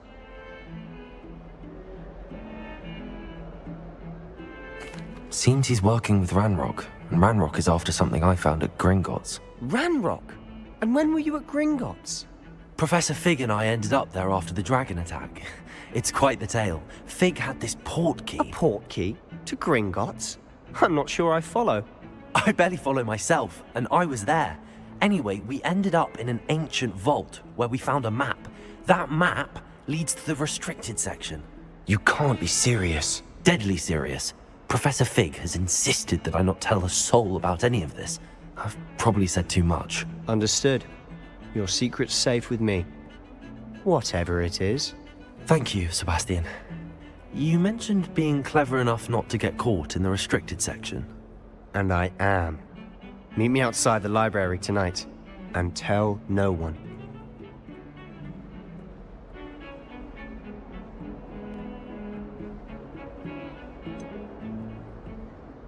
How concerned should I be about the librarian? Madame Scribner doesn't take kindly to clandestine activities taking place amongst her precious books. So do all that you can to avoid her. She and I have had our entanglements, but I can hold my own against her. You may not be so lucky. What will happen if we're caught in the restricted section? Detention, no doubt. But a word of caution or two will help. For one, avoid Peeves, the poltergeist. Aside from wanton destruction of property, he loves nothing more than telling on the likes of us. Thank you, Sebastian. I'll meet you later.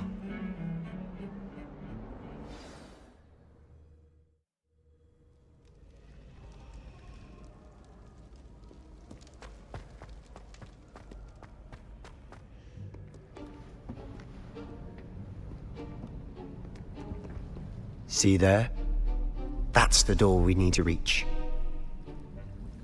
And those annoying prefects would love nothing more than to rat on us to Scribner, so don't let them see us. Understood? I can be sneaky.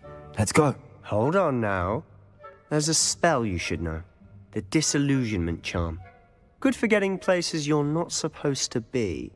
Cast it and you'll appear as little more than a trick of the light, just as long as you keep your distance and stay quiet. You mean I'll actually be able to turn invisible? Something like that. It's not as foolproof as a cloak, but those are expensive. And spells are free. Give it a try. Damn! You told me the librarian would be gone by now. I said usually, but it'll still be all right. Do you see her desk behind me? The key is in the drawer of that desk. Now, here's what we're going to do. I'll create a distraction to draw her away. You focus on getting the key. I'll meet you outside of the restricted section. You distract, I get the key. Understood. I said I'd get you in, and I always keep my word. Trust me.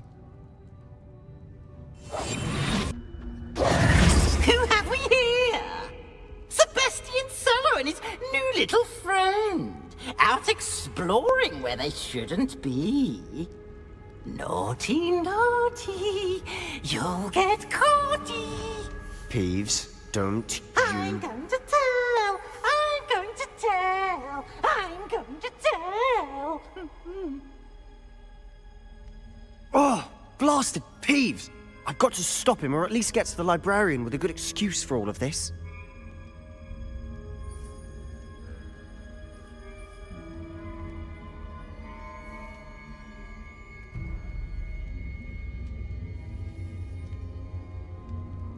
Wait, I don't want you getting into trouble for me. I have a way with the faculty when it comes to disciplinary matters. Besides, I like having friends who are in my debt. Now go. Good luck in your search. Now, where has that damned poltergeist got to? It is a book after all.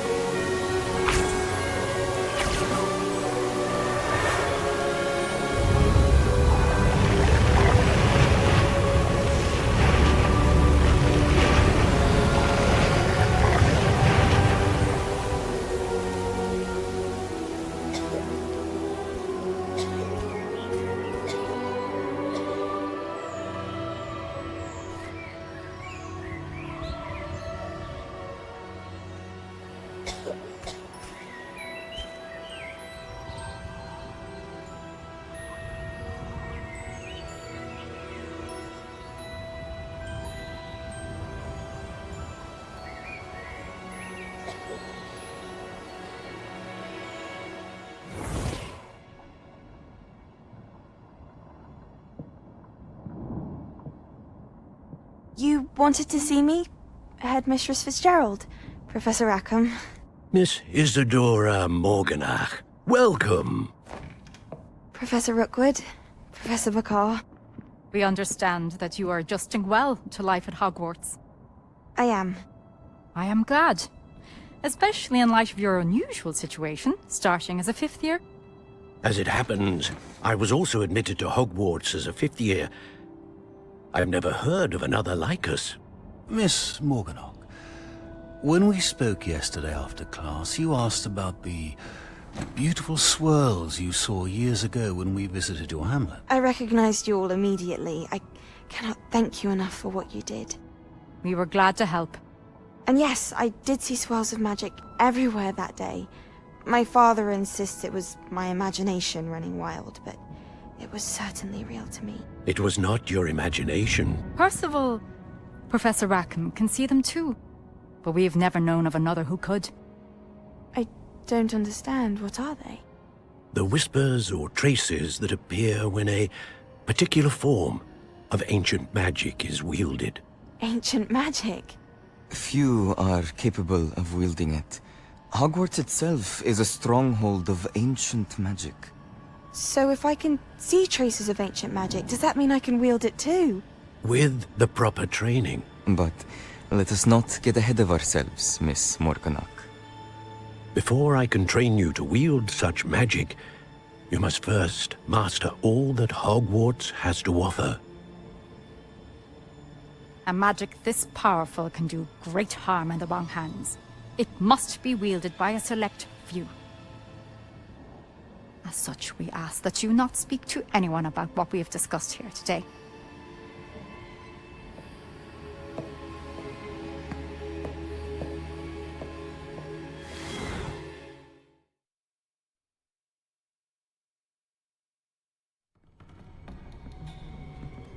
Sebastian.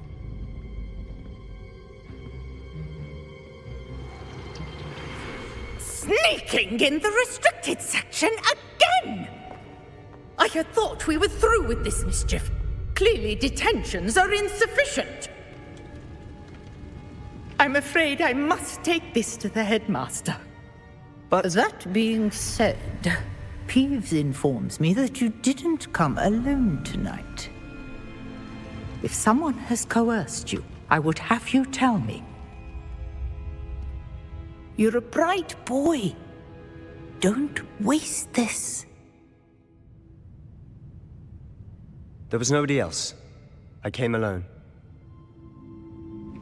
Oh, Sebastian. What will your uncle say?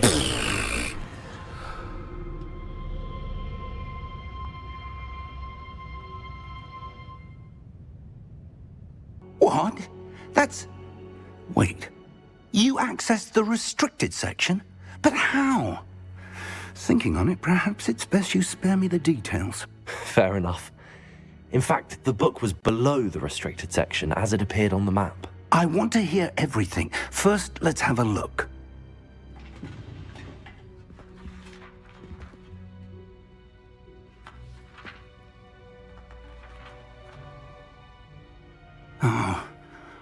Oh dear. Some of these pages seem to be missing. It appears someone has got to the book before us.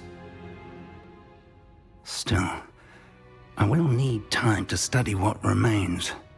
Perhaps we can still salvage something useful, though it may take some time. I wonder why it was here, below Hogwarts. I think I know, sir. I saw 2 more memories where I found the book. Another Pensive. Godric's heart. The man we saw before, Percival Rackham, was a professor here.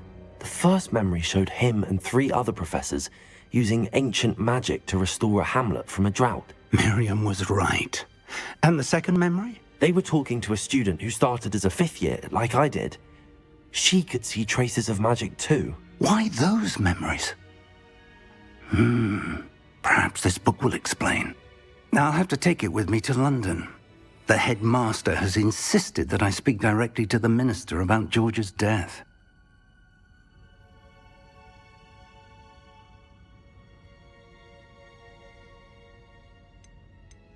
I understand.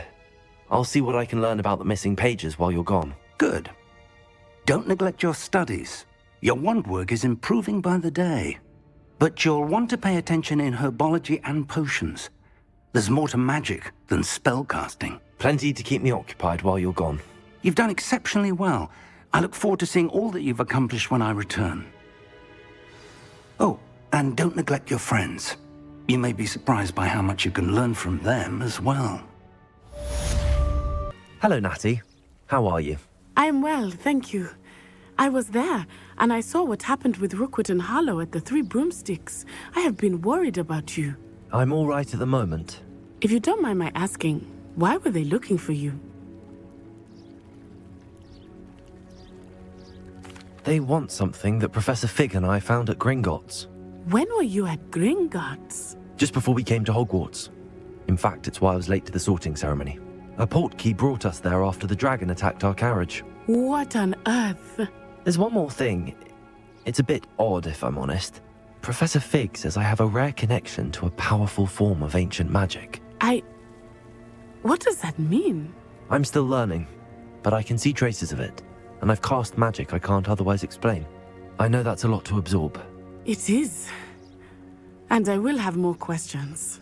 For now, it is safe to say that Rookwood and Harlow are a threat to both of us, to all of us, which is why I wanted to speak to you. Everyone has been talking about you defending Hogsmeade from that troll attack. And I shall never forget watching Sorona stand up to Rookwood and Harlow in the Three Broomsticks. Both of you have inspired me to take a stand of my own. What sort of stand? Men like Rookwood and Harlow are the reason my mother and I left Matabeleland. I am not going to sit by and watch them destroy my new home. Good. Rookwood and Harlow are a dangerous pair. And you should know that Rookwood is in league with Ranrock. I had heard they were seen in Hogsmeade together. All the more reason they must be stopped. Rumor has it that Theophilus Harlow runs Rookwood's day-to-day operations. Taking him down would cripple Rookwood's entire enterprise. That may be true, but shouldn't Officer Singer handle someone like Harlow? I spoke with her. She was polite, but perhaps understandably would not discuss details with a student. I overheard some of Rookwood's lot talking about a massive poaching operation that Harlow is planning. I was thinking that we could investigate a bit, try to get the evidence that Officer Singer needs. All right, but how? I am going to watch and listen, find out precisely what Harlow is up to. I shall reach out when I know more. In the meantime, remember, I am here if you need me. Thank you, Natty. I've no idea who it is you think I might have seen. I've been busy with my research. I do not have time to... Victor Rookwood don't give a doxy's nip back your time. Oi! Speak of the devil. Mr. Rookwood would like a word with you. A student? You can't be... Enough out of you. Leave her alone. Stupefy!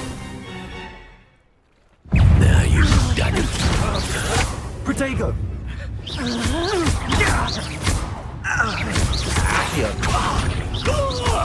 Are you all right? I am, thanks in no small part to your excellent defensive skills. Care to tell me why two Ashwinders were ready to dispatch me to get to you? Ashwinders? Victor Rookwood's thieves and extortionists, his little cronies. They seemed quite keen on you. It's a long story, but thank you for your help. Well, you've avoided them for the moment. Priya warned me things were getting dangerous. Best get moving on my research before they return.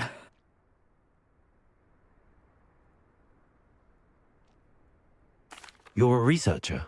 Nora Treadwell at your service, historian and archaeologist specializing in Merlin's work and life.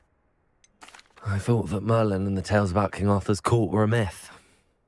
Mere myth. You're lucky Sir Cadogan didn't hear you. Chatters on endlessly about his connection to Merlin from his portrait at Hogwarts. Merlin attended Hogwarts, you know, and I'm studying some curious fixtures he left here centuries ago. Fixtures? These vine-covered pillars, dozens of them, all around the area. I've taken to calling them the Trials of Merlin. I believe he created them as a diversion for his fellow Slytherins. He was terribly fond of puzzles and enigmas. I can see why you're so interested in Merlin. I'd be keen to know more about the trials. Well then, I'll let you in on a little secret. No one has yet managed to figure out how they work. But I believe I have just unlocked a crucial clue. I suspect that Mallowsweet is an important component in getting the trials to work. Mallowsweet? Versatile herb. Merlin repeatedly mentioned it in his writing. Any I UK had just actions arrived to test my theory when I was so rudely interrupted. You see, each swirl in Merlin's writing has a symbol in the centre. That started me thinking, what if... The Mallowsweet is meant to be placed at the centre of the symbols. Precisely. Would you care to do the honours? We can see what comes of our little hypothesis. I take it we can call that a success? We can indeed. However, I now have even more questions. How does it work? I must review my notes. I may have missed something. Are all of the trials like this one? Oh, not precisely.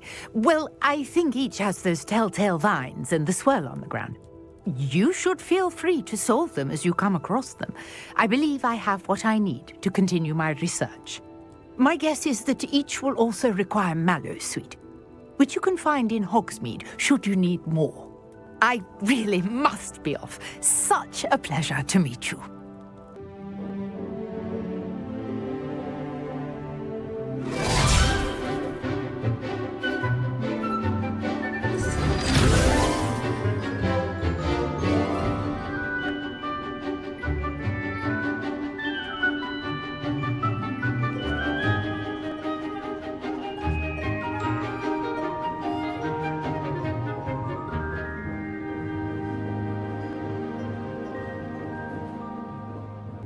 I hope you were able to take care of everything I had asked you to do.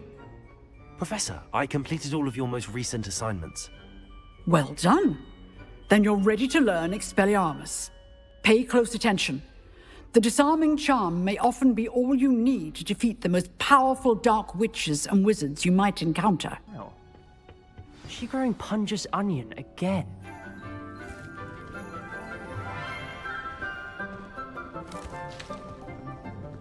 Good morning, Professor Garlick. How wonderful it is to see you again, Lenora dear. Oh, here, you'll need these for today's class. A little treat for your auntie. Ah, hello. Class, please welcome the newest rose in our garden. We do look forward to growing together. How thrilling it is to have everyone back together again.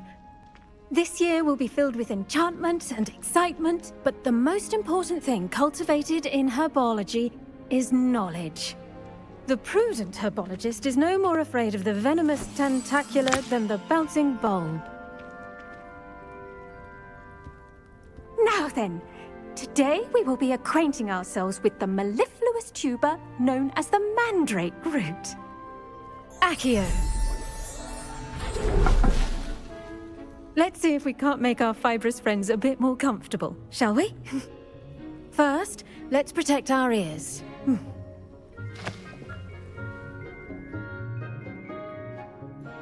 Now, everyone, grip their mandrake by the tendrils and give it a firm tug.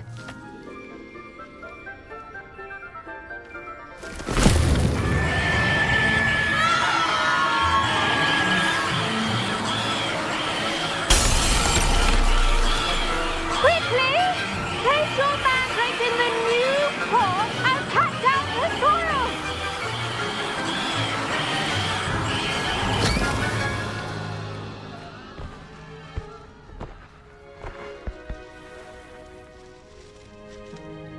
The soil should envelop the root like a warm, dirty blanket, putting the mandrake right at ease.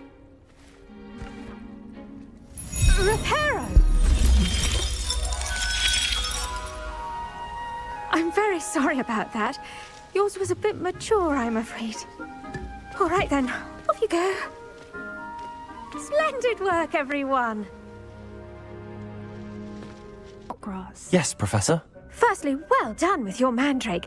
They can be rather difficult to get a grasp of. Actually, I enjoyed it. I couldn't help but catch your enthusiasm. How kind of you. It seems you're already taking to herbology like a mandrake to fresh soil. Now, as I mentioned, next we'll be planting dittany. Let us find you some seeds. I already have some, Professor. Pick them up in Hogsmeade. You visited the Magic Neep. Wonderful. A prepared student is bound to bloom. I've arranged for you to have your own potting table here in the classroom. Wasn't easy to spare one on such late notice. Plant the seeds there now, and you can return to harvest them later. Even with soil, sunlight, and a bit of magic, they will take time to grow. Well done! Once it can be harvested, your dittany will be ready to use in Wiggenweld potion. I'll let Professor Sharp tell you about that. Now, what say we branch out? Introduce you to a different sort of flora, the Chinese chomping cabbage. You'll find that some plants are better suited to uses outside of a cauldron. The cabbages do get testy without something to chew. Fortunately, I have a dummy for them to gnaw on. Be a dear and let them have a good chomping. Yes, Professor. They're in the other greenhouse. It's just at the end of the footbridge leading out of this room. Your classmate, Mr. Pruitt, has kindly offered to accompany you. Come back and see me when you're finished. Oh, and mind your fingers. They do bite. I shall end our lesson. I tended to the Chinese chomping cabbages, Professor. Remarkable plants, aren't they? I hope they weren't too much trouble. Oh, don't see any bite marks or missing digits. And good, as you do seem to be quite green-fingered. Oh, I'm eager to see your skill in the soil continue to blossom. Magical plants have so much to offer. I'm eager to learn more. I'm glad. Herbology is a bounteous subject. Tend to your garden, and it will tend to you. Well, I suppose that's everything. Do come by for a chat sometime. I so enjoy checking in with my new students.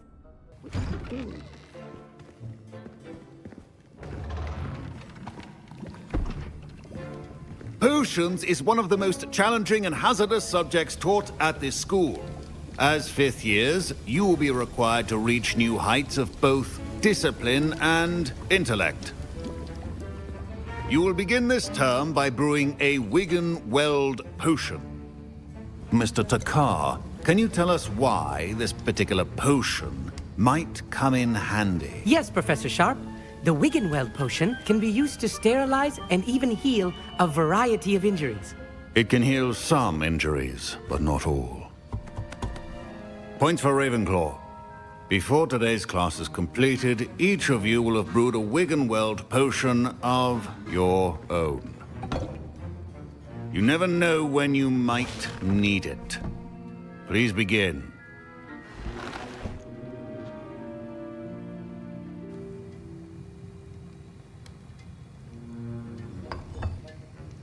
Use a strong, even motion when crushing your ingredients. Please be meticulous when adding powder to your potions. One errant sneeze could be disastrous.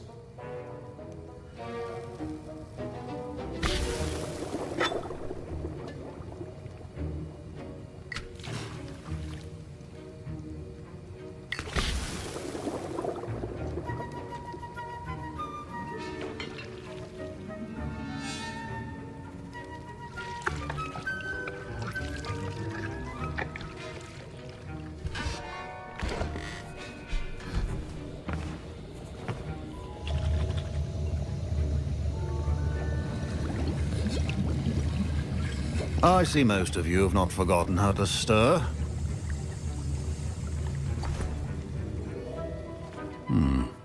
Not an easy potion to brew. Well done. And from what I hear of your recent exploits in Hogsmeade, you'd also do well to practice brewing the defensive Edurus potion. Professor Weasley had you acquire the recipe from J. Pippins, correct? Yes, sir. Good. For the moment, you can find the ingredients you need in my office. But in the future, you'll be expected to provide your own ingredients. Some can be harvested from the plants you grow in your herbology class, and rarer ones can be purchased. Others, however, may be harder to obtain, and will require you to be a bit more resourceful. Come and see me when you've finished brewing, and we'll see if it was skill or luck the first time around. school this year after Did the... I hear Professor Sharp say that you have permission to go into his office? He did say that. He wants me to get more ingredients to brew another potion. Brilliant! You, my friend, have been presented with an extraordinary opportunity. You remember me, don't you? Gareth Weasley. Ah, yes. We met in the common room. Listen, anyone with a troll-sized brain can brew an Edurus potion. I'm working on something that's certain to be spectacular. I'm just missing one tiny last ingredient that will add that extra spark. I suspect that's where I come in. You're as clever as I'd hoped. I simply need a single Fwooper feather. As you'll already be in Sharp's office with his permission, perhaps you could grab it for me. I'll get you the Fwooper feather, as long as you're certain Sharp won't miss it. I assure you he won't. Fwooper feathers aren't that valuable. Wait until you see what I'm brewing. Hurry back to me when you have the feather. Organized and free of clutter. Here's the Fwooper feather you wanted. Brilliant! Thank you. This is going to take a moment to brew.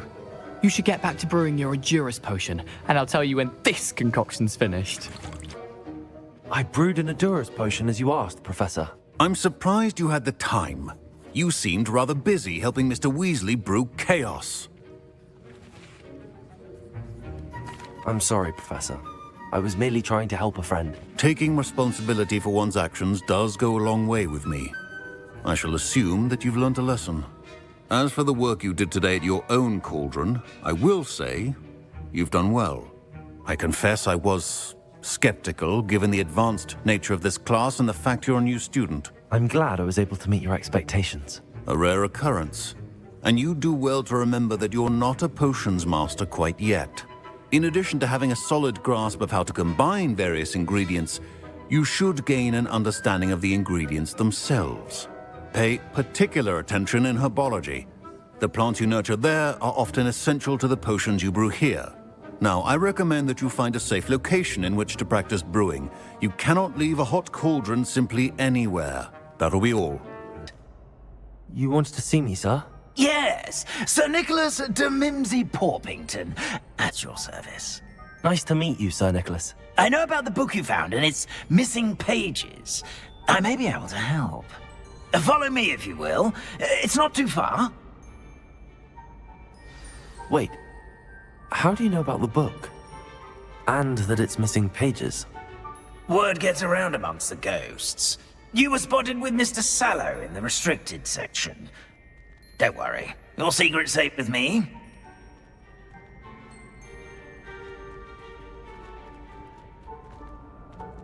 This may be a leap, but I believe I know who ended up with those pages.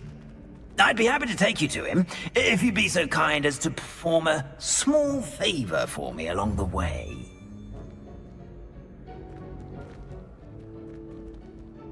A small favor in exchange for getting those pages. Yes, it's nothing really. I'd be grateful if you could simply go into the kitchen and procure a little rotten roast beef.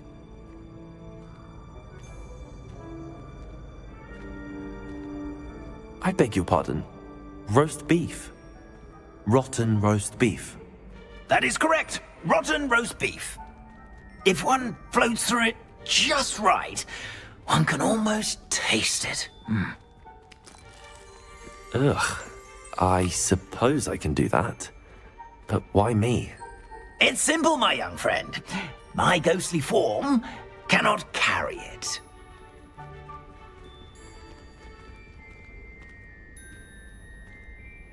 Now, if you'd be so kind as to collect the roast beef, I shall explain everything else in due course. Ah, here we are. Tickle the pear and head on in. Did you say tickle the pear? Yes, in the painting.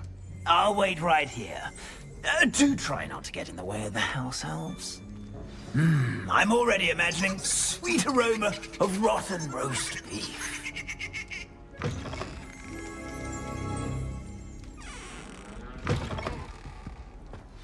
Our students never will in the understand kitchen. students. What could they Fancy watch? delicious food and what found themselves a bit petty.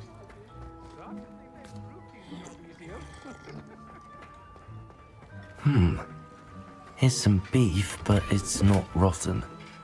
I'd best keep looking.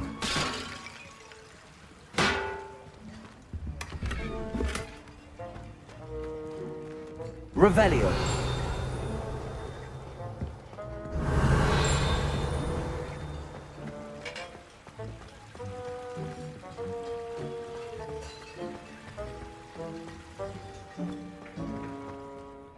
Pardon me, but can you point me to the rubbish?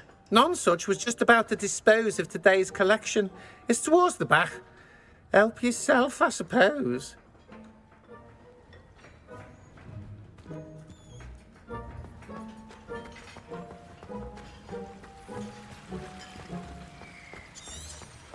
Revelio.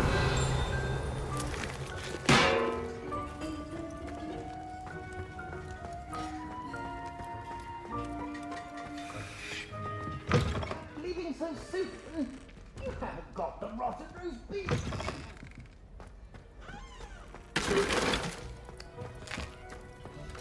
Here's a welcome treat. Delicious.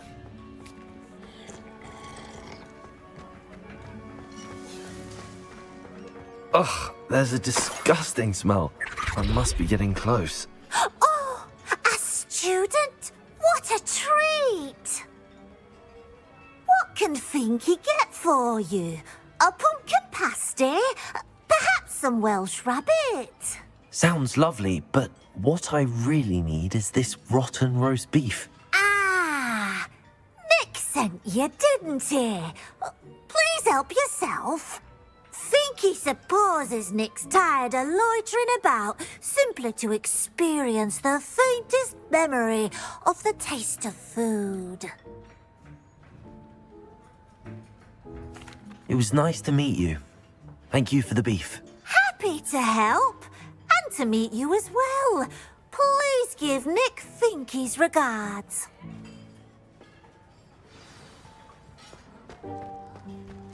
I've gained a new appreciation for breakfast.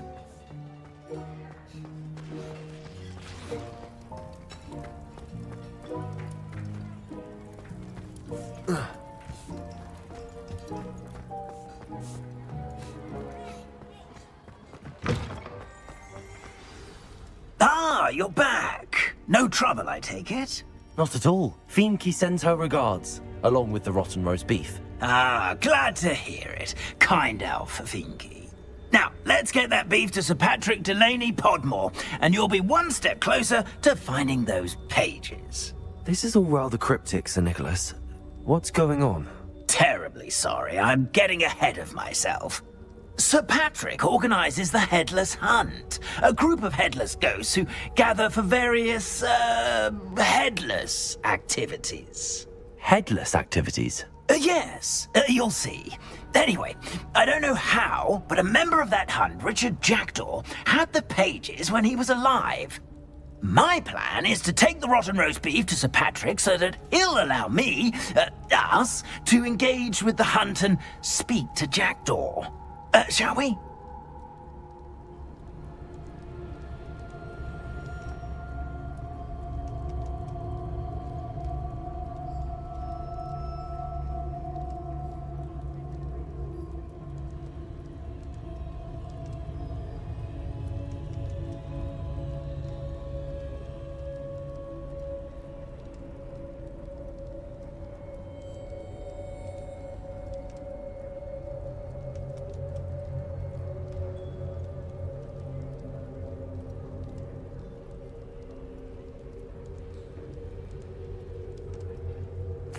Very well.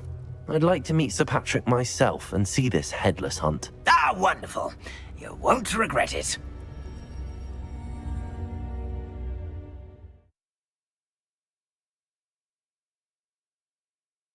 The headsman could only see me now.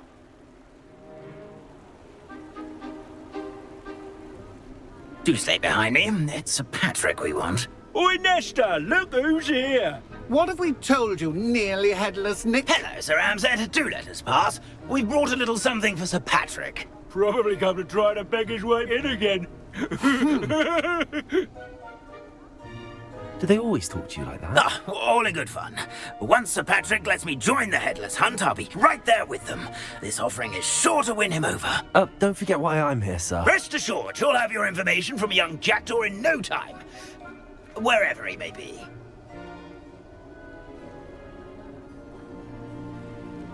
What I'd give for a flagon of mead or a nice leg of lamb right about now. Then this party would be complete. How about the next best thing, Sir Patrick? Ah, Sir Nicholas. And a student? Who let you in? We brought you a gift. This is all very suspicious. What do you really want? As if I need to ask. It's Richard Jackdaw. Where can we find him? May we speak to him? Jackdaw, eh? Why, here he is now. What a shame. Without his head. I bet you've always wondered what that's like, eh, Nick? Sir, you jest. It's bound to be around here somewhere. Probably being used in a game. If you find it, I give you my permission to speak with him, my young mortal. It's the least I can do for you for bringing this putrescent gift home. Sir, there's another matter I wish to discuss with you, if I may. Tut, Sir Nicholas. How many times do I have to tell you? Our entry requirements are quite clear. But, sir, we aren't the headless except for a little bit of tendon hunt, after all. Now, please, follow me, and I shall help you find your way out. Farewell, my young friend. Perhaps your luck with these chaps will be better than mine.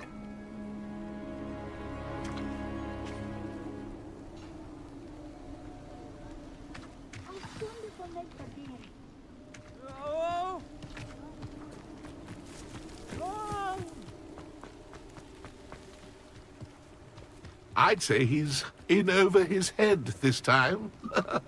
Who will be next to play our little game of hide-and-seek amongst the pumpkins? Hello again. Can you help me? Ah, Sir Nicholas's young friend. Has he abandoned you? Not at all. I need to speak to Richard Jackdaw. Sir Patrick said his head might be around here somewhere. Indeed it might be. It is a bit unorthodox to include a mortal, but if you do wish to speak with him... Oh, why not? You can speak with Jackdaw if you can find his head amongst these pumpkins. Not just once, but 5 times. Good old Dumfrey will move the head to a different spot each time you find it. Those are the rules. What say you? If that's what I need to do to speak to Jackdaw, I'll do it. Marvellous! Of course, a mortal holding a wand has an advantage over us ghosts. You can simply blast away to your heart's content. Remember, the game's not over until you find him 5 times. Begin! Cast away until you find him. Not too bad for a mortal. Now, say what you need to say to old Jackdaw here, You've earned it. Nicely done. But what's going on? You're not a member of the Headless Hunt. No, I'm not. Sir Nicholas said you might know the location of some pages I'm looking for. Merlin's beard. I know precisely the ones you mean. I pinched them from Peeves. How could I forget? The map on those pages led me to my demise. I was not ready for what awaited me in that cave. The pages are likely still mouldering away with my, remains. Quite a final adventure, I must confess. The pages are why you lost your head, and I must visit a cave and search for your corpse. Yes. You'd think a decapitated ghost would get used to the word corpse. Say, here's an idea.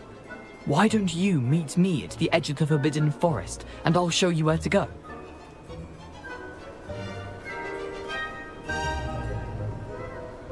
I need those pages, so I suppose I'd better meet you. Thank you. Not to worry. I'll just need to be reunited with my body first, but Dumfrey can handle that. See you at the forest's edge. We meet again, Richard Jackdaw. I suppose I shouldn't be surprised to see you. Just like a Gryffindor to brave the Forbidden Forest in pursuit of adventure. Well said. Now where do we go from here? Follow me. I shall lead you as far as I can, but I fear I may remain a tad reluctant to revisit the scene of my demise. Keep your eyes open for a bird bath.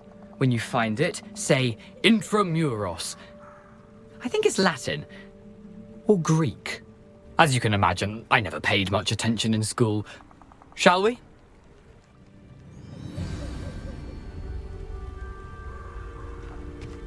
Aside from the bird bath, anything else I should look for? Indeed. A few landmarks. A stone bridge, a waterfall, and, if I recall, a lake. You'll see. You've been very helpful. Thank you. Surprising how much of this is, rather unfortunately, coming back to me. Yes. You know, the closer we get, the more I'm remembering. Probably best I leave you to it. Simply stick to the path and keep a sharp eye out for that bird bath. Adieu. Is that Latin?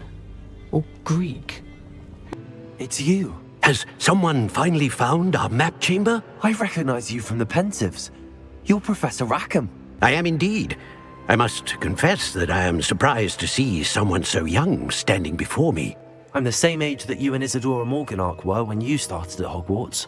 You've paid attention, and might I presume you share our ability? To see traces of ancient magic? Yes, sir, I do. As you have likely realized by now, our ability gives us a unique relationship with all forms of magic. We can access expressions of magic that few others can. Opportunities will arise that allow you to sharpen this rare talent. Do not squander them. I won't, Professor. Thank you. We have much to discuss. But first, a map found in a certain book led you here. Place the book on the pedestal. I don't have the book with me, sir. That is unfortunate. I'm afraid we must pause our conversation until you return with the book.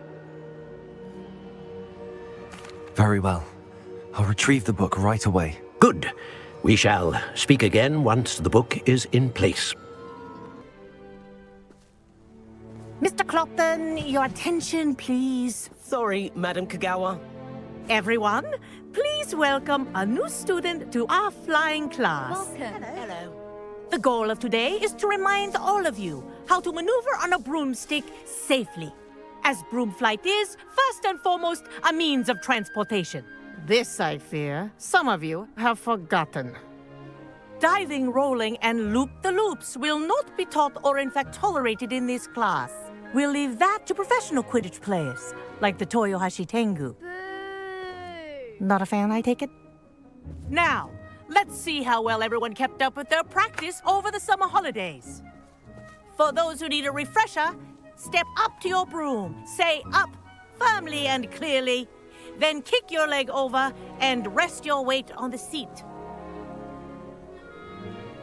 Up! Thank you. Now, your turn. Up! Up! Up, you stupid ratty school broom!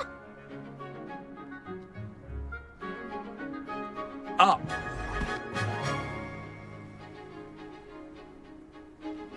One leg over, so there's a leg on each side. None of that side saddle nonsense. A gust of wind will throw you right off.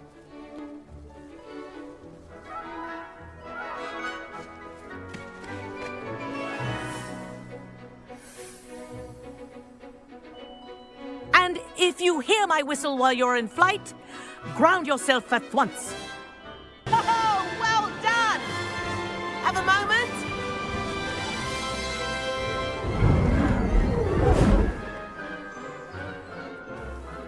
I say, I watched you fly through those rings. You seem to handle yourself on that dusty school broom well enough. I'd imagine you're ready for something a bit more challenging. But I'm getting ahead of myself. We haven't properly met. I'm Everett Clopton. Am I right in suspecting that a Gryffindor like you might be interested in a high-flying adventure? Can't say no to that. What did you have in mind? A bit of a detour, so to speak. Follow me. The tour is about to begin. Follow closely now. Right now, we're flying over the Transfiguration Courtyard. Lovely as ever. Let's hope the headmaster isn't having tea by the window today.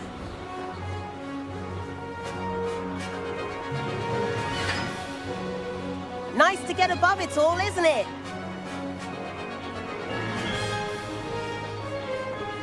Ahead of the gardens, the Hufflepuff common room windows just peek out. Bit claustrophobic for my taste. How is Everett flying so quickly? Here's something handy to know. Lean forward for a burst of speed. Helpful if you need to escape a tricky situation.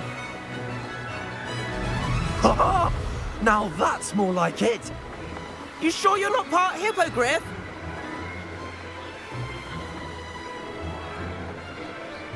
There's the famous bridge. Think of all the magic holding it up. I mean, look at it. And the owlery. That's a bit of solid architecture, isn't it? Flying tips and a jaunt around Hogwarts. This is quite the tour, Everett.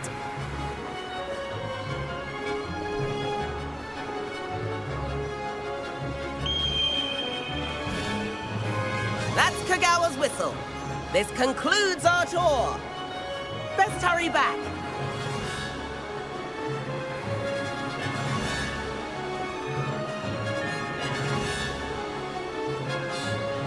Looks like she's already dismissed class.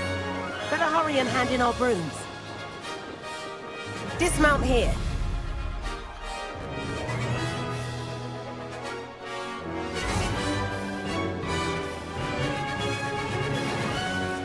And where have you two been? Oh, hello, Professor. We were trying to get a bit of extra practice in. Hefty points will be taken from each of you for not following my instructions. Mr. Clopton, I'm disappointed in you. You're in this class because you're still not showing yourself, or frankly, your broom the proper respect. But, Professor... Enough! Class is finished for the day. As for you, you do well to use better judgment in the future. Chin up. That was some rather good flying.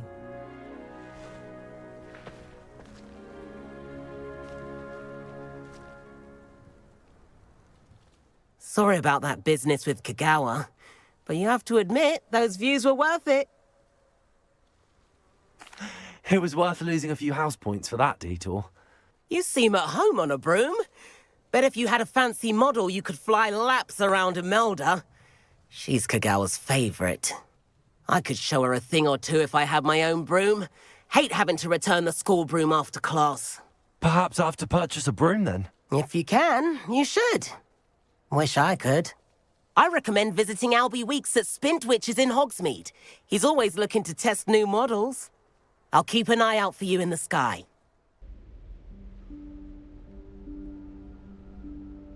Professor Weasley?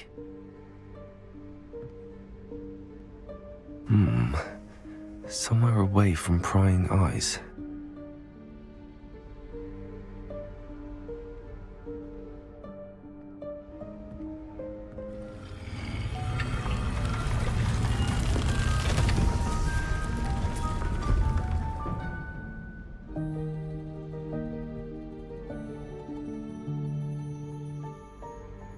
Forgive me, the headmaster stopped me and I... Merlin's beard. I see you've wasted no time. Well done. Shall we? Off to you, Professor.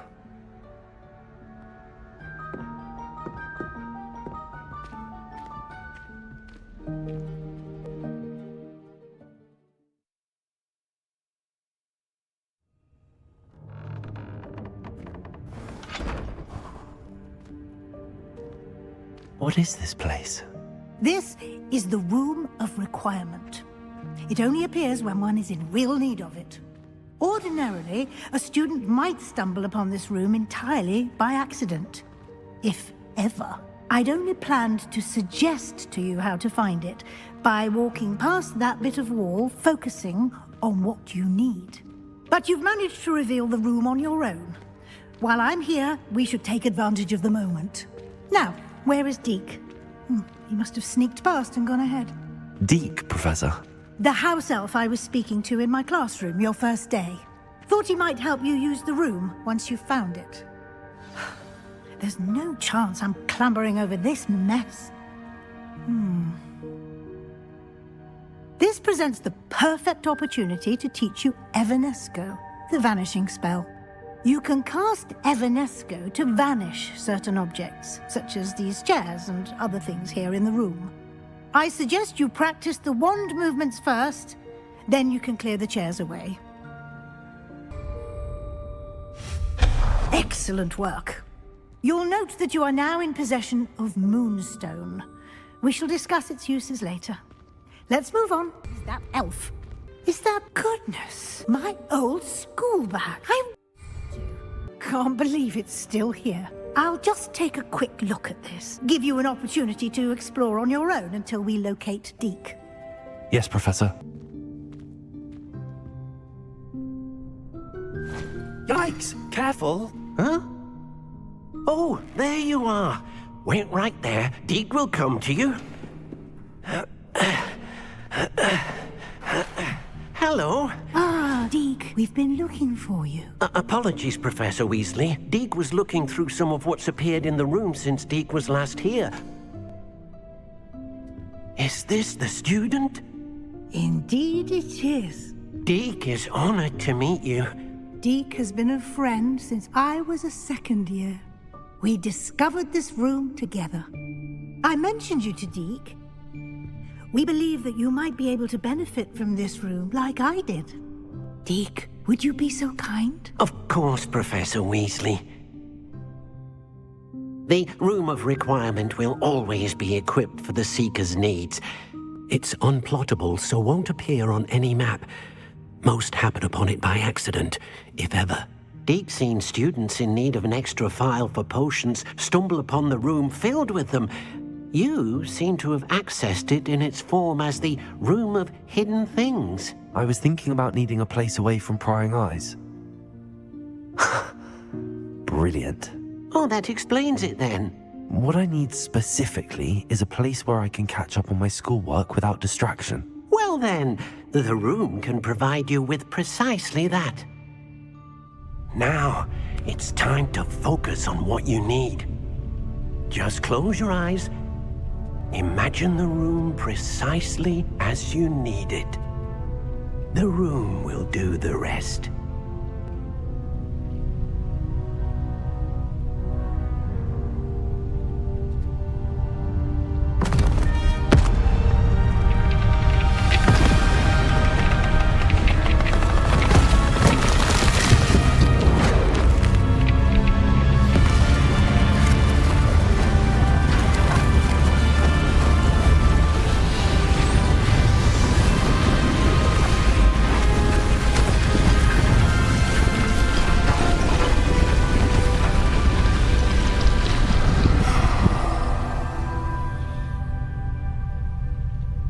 You've given yourself quite a canvas to work with.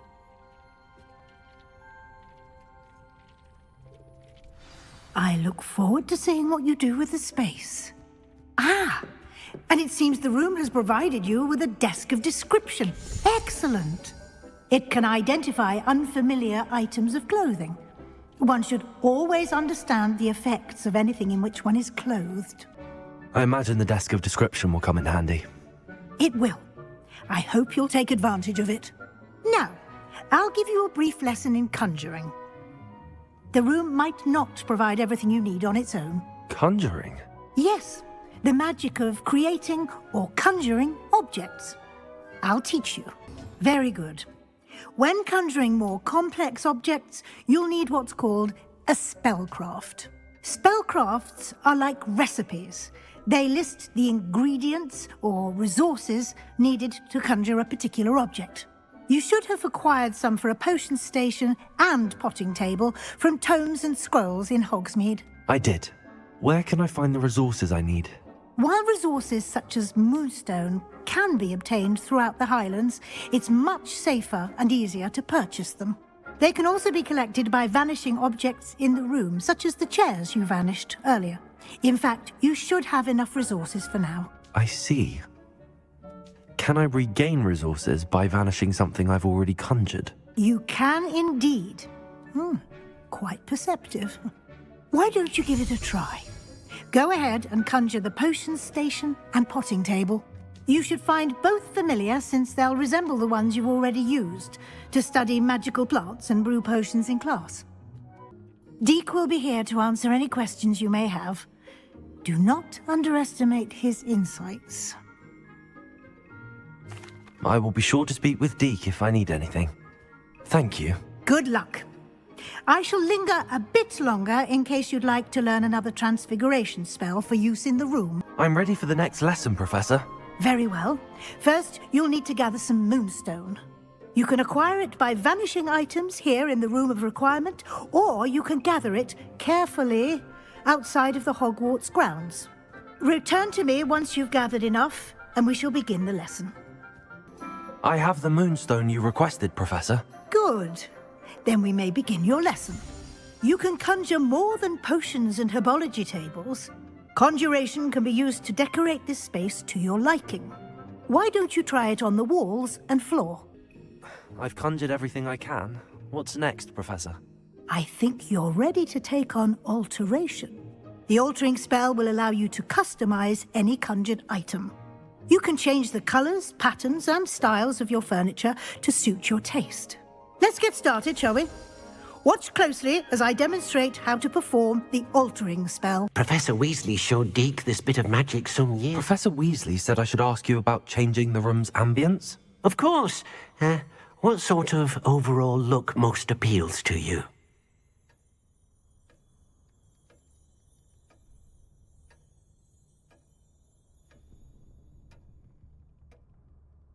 I would like the room to feel as if it's being lit by the moon. Oh, sounds perfect.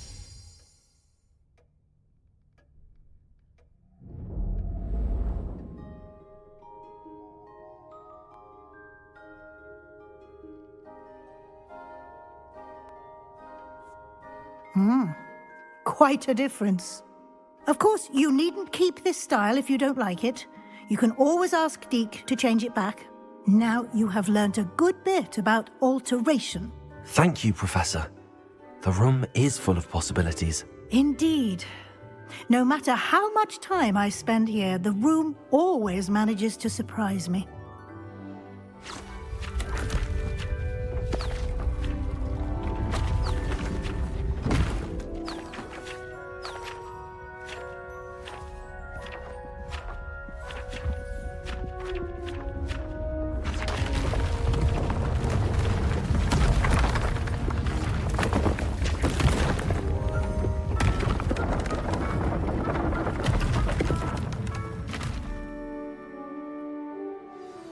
An even bigger space.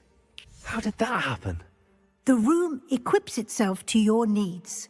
It must have sensed that you needed more space to practice spellcasting. If you'd like to customize the space further, you can use these spellcrafts. You'll find more of them both inside and outside the school. Thank you, Professor. I shall keep an eye out. Good. I'll leave you to it. This is your space now. Use it wisely. Over here. Sebastian, it's been a while. It has. Glad you received my owl. I have something to show you. First, let me thank you for what you did in the library. Of course. Scribner tried to give me detention, but I have ways out of these things. Well, you took the fall for me, and that counts for something. Did you find what you were looking for? I did, but something was missing. I'm not sure here is the best place to discuss it. Understood. We can talk more in a moment, in the Undercroft. Not even the professors know about this place. This way. There's a secret passage just here. It's well disguised. How did you find this place? My friend, Ominous Gaunt, he named it the Undercroft. We used to play gobstones here all the time. Revelio. With my sister, Anne. She loved that infernal game. What I wouldn't give to lose to her again. I should tell you, I swore to Ominous I would safeguard this place. So please, keep this between us. He never confides in anyone. But he's trusted me since the day we met. I wouldn't want to jeopardize that. We used to sneak in here almost daily. We've never been caught.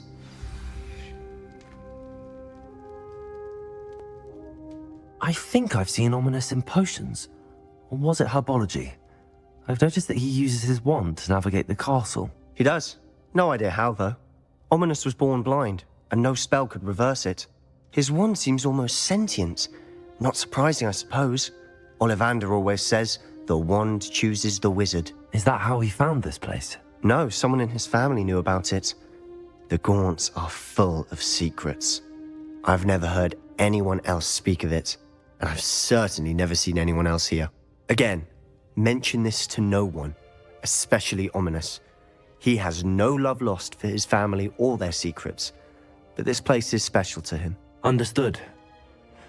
But why does Ominous have no love lost for his family? His father's family are direct descendants of Salazar Slytherin, one of the 4 founders of Hogwarts.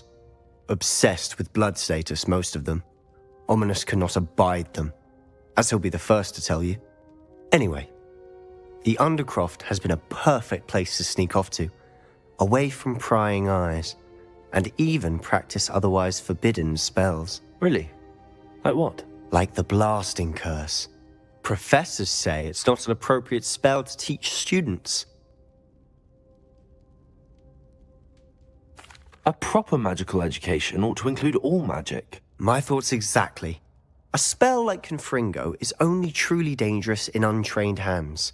Such spells should be properly taught, not banned. To be fair, I'm admittedly partial to more fiery forms of magic. But you should learn it. I can teach it to you safely here. I have to say, I enjoyed that. The first time Ominous and I practiced Confringo, we singed our eyebrows. I would have paid to see that. I swore we'd never live it down. To this day, there's something about that spell that's addictive. The blast does heat things up. I see how you lost your eyebrows. You'll get used to it. Anne Ominous and I used to practice down here for hours. The Undercroft was our retreat. Haven't been here in some time. It's not the same without Anne. I'm sorry about your sister. If there's anything I can do... Perhaps when I next head to Feldcroft, you could come along. Meet Anne. She could use some cheering up.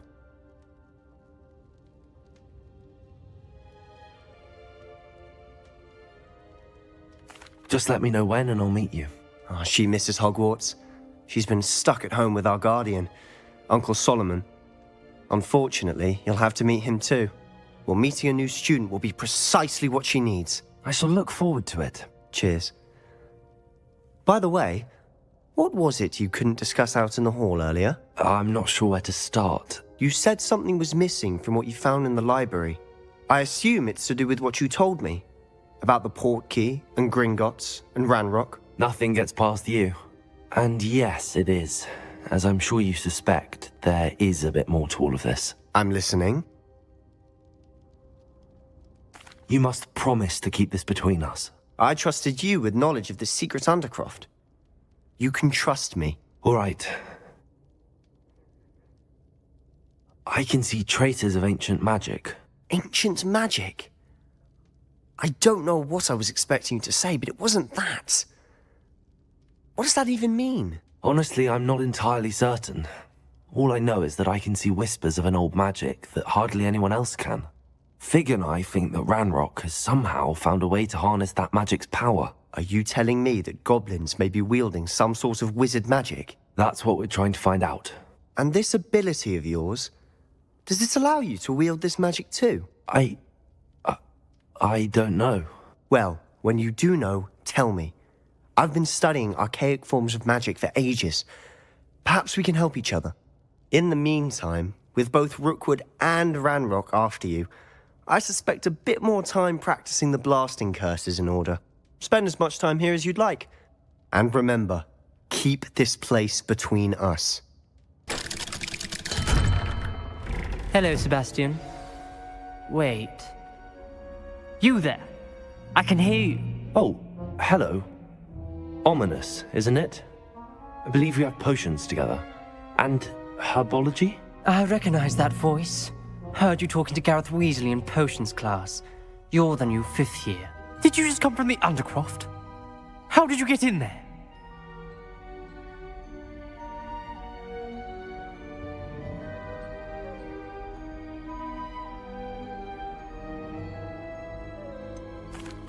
room's called the Undercroft. Ah, well, I was exploring and then suddenly found myself in a strange passageway. Don't lie to me. No one stumbles upon that room.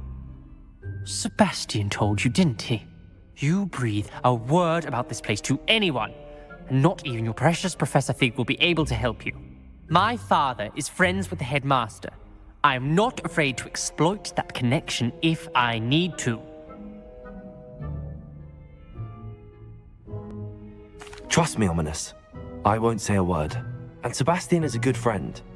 You shouldn't immediately assume the worst of him. I don't need you to tell me about my oldest friend.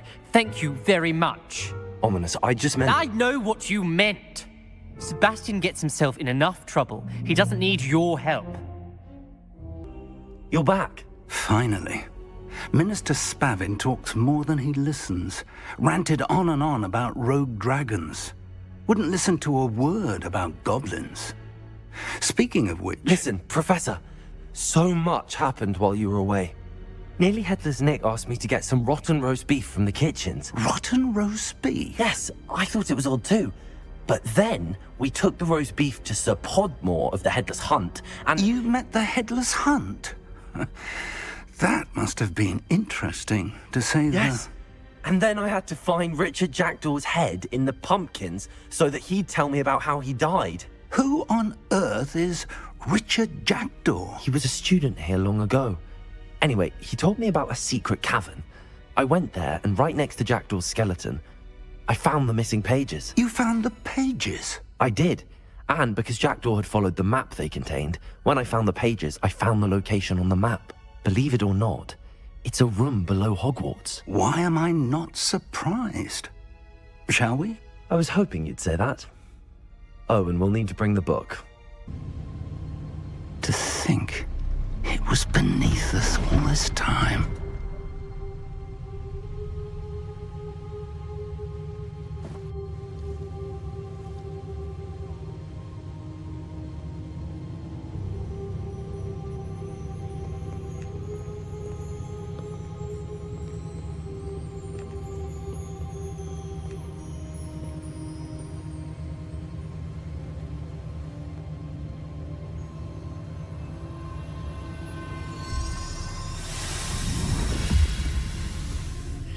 This looks promising.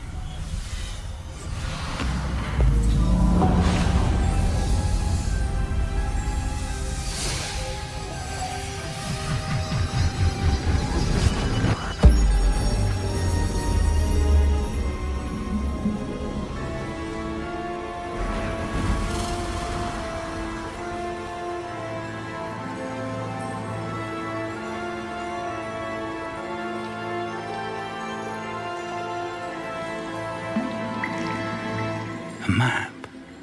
There's Hogsmeade. And over here, the Forbidden Forest. And, of course, Hogwarts. It's magnificent.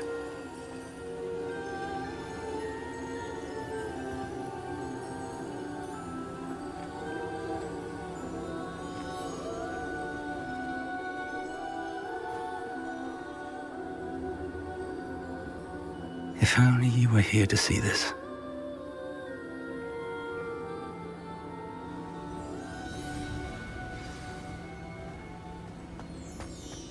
Hello, Professor Rackham. We've placed the book on the pedestal as you asked. And this is my mentor, Professor Fig. How do you do, Professor Fig? And you, my young friend, see now why you needed to return with the book? I do. I also see why you refer to this room as the map chamber. That you have come this far tells me that you possess extraordinary magical ability, the potential and power of which will unlock should you prove yourself worthy. The location of each of 4 trials will, in time, appear on the map. Trials that will test you and give you access to invaluable knowledge. Trials that you must complete on your own. Do you recall the pensive memory you viewed in my vault in Gringotts? You and your friend Charles spoke of the Portkey, and of trials you'd created for one who could see traces of ancient magic. Precisely. Charles is another of the keepers, a designation we gave ourselves centuries ago, in light of the knowledge that we have been bound to keep hidden. Until perhaps now. So, the passage from your ruins to Gringotts, everything in the vault, the restricted section, finding this room, none of these was a trial. They were an important part of the journey, but they were not trials themselves. The fact that you have come this far, however, bodes well. The trials were designed to ensure that the power and knowledge we have kept secret for so long does not fall into the wrong hands. They will test your abilities, both innate and learned. But of equal importance, everything you witness as you complete the trials will inform what you choose to do with all that we share. You will need patience. The trials have much to teach you. It will take time. I'm afraid we don't have the luxury of time. We have waited this long, Professor Fig. Surely a few more. Respectfully, sir, while I do not know the secret you keep, I do know that our young friend here has seen traces of a powerful dark magic being wielded by goblin kind. And we encountered an uncommonly powerful goblin wielding such magic as we prepared to leave your vault at Gringotts. We may already be too late. This is grave news indeed. Young friend, do you trust Professor Fig? I do. Then, in the light of your considerable skill and all you have already accomplished, we shall begin. You will find the location of the first trial marked on the map below you. Whilst Professor Fig may assist you in locating the trials, they may be completed only by one with our ability. Shall we have a look?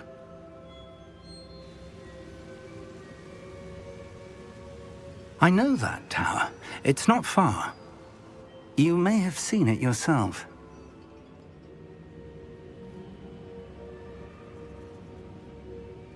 It looks familiar. Perhaps your young friend is more well-traveled than you might think. As your mentor, the least I can do is go ahead to make sure it is safe. Join me as soon as you can.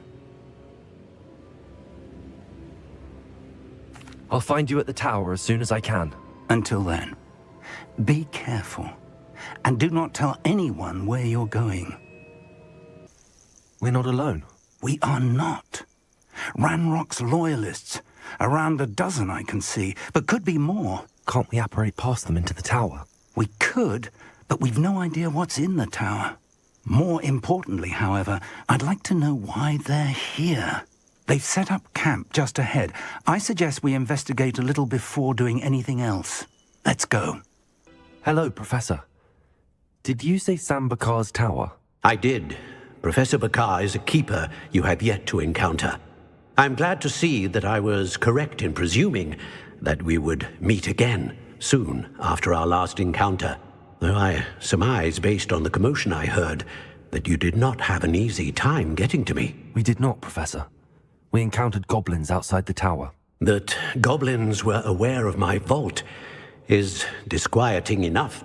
But if they have also made a connection to this tower, then the threat may be greater than I thought. All the more reason for us to move forward. Downstairs, near the entry, a reservoir of ancient magic, like those you've seen before, has been unlocked. Command it to access a doorway. I'm afraid I cannot say more. As Professor Fig cannot join you, he and I will, in time, see you back at the map chamber. Remember what you see. We're going to need to understand how Ranrock's loyalists knew about a tower that once belonged to a keeper. For the moment, however, you've more important things to set your mind to. A reservoir of ancient magic, I believe? Yes, sir.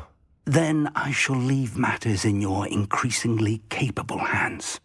That said, be careful. I will, sir. I'll see you back in the map chamber.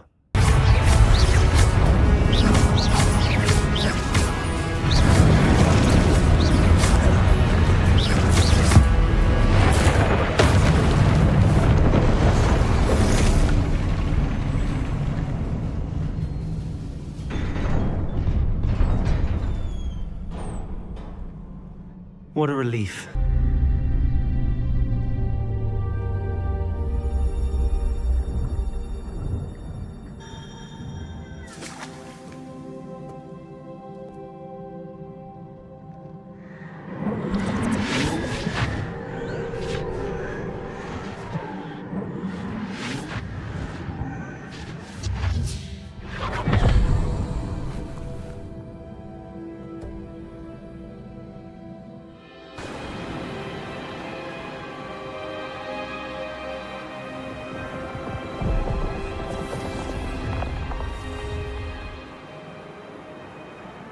Your ability to transfigure the world around you is remarkable.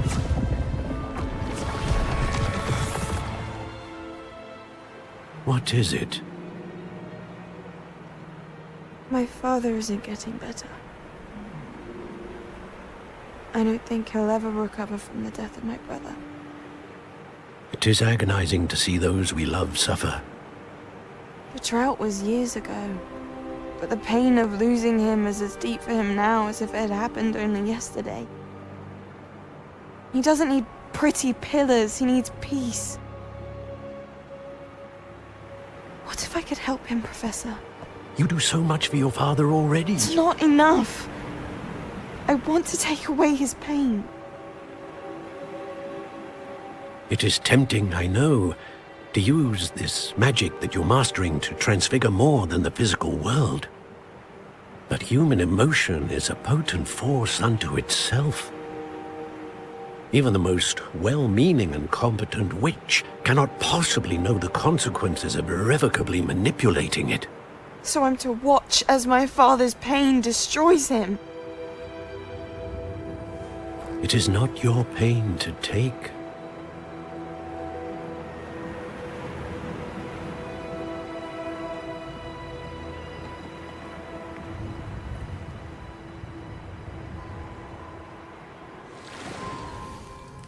Every year, a student sees something sillier than I could ever imagine in their tea leaves. Oh, Miss Morganach, welcome back to Hogwarts, Professor. That's going to take some getting used to. Professor Rickwood? I was so pleased to hear that you'd accepted the position of Defense Against the Dark Arts, Professor. Sit, Isadora. Tell us about your travels. I was actually hoping that you and the others might join me at my home this evening. There's much I'd like to share with you. That would be delightful. We shall let the others know. Very well. I shall see you then.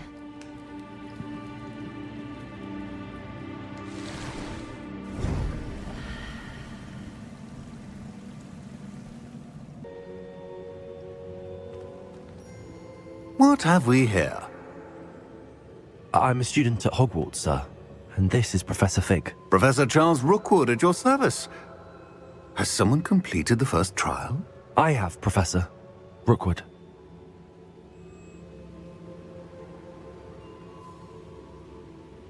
We saw you in the Pensive in Gringotts with Professor Rackham. Indeed.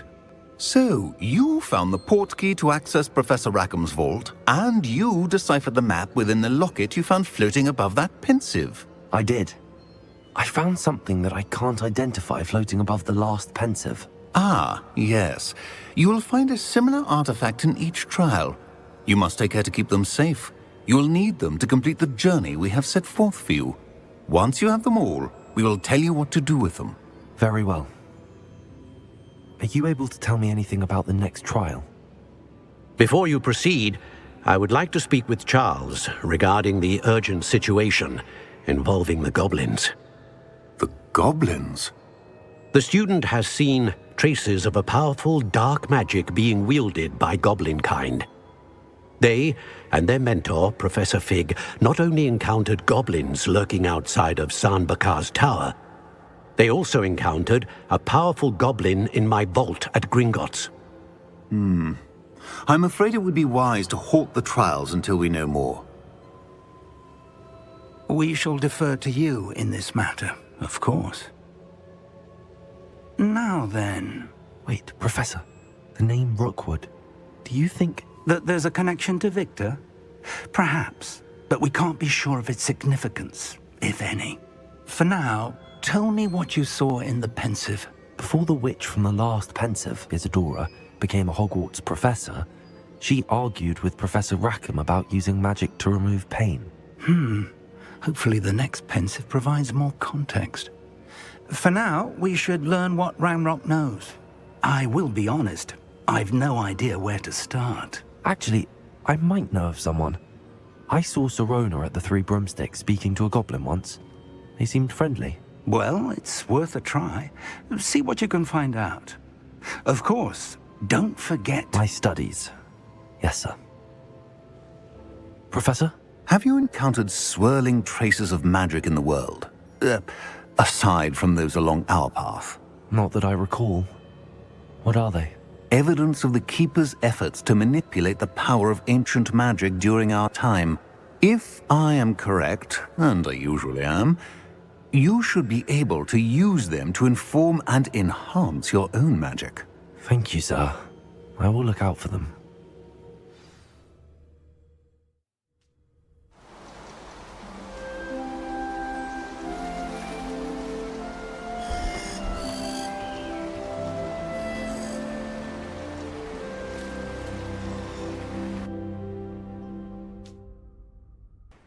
Imelda Reyes?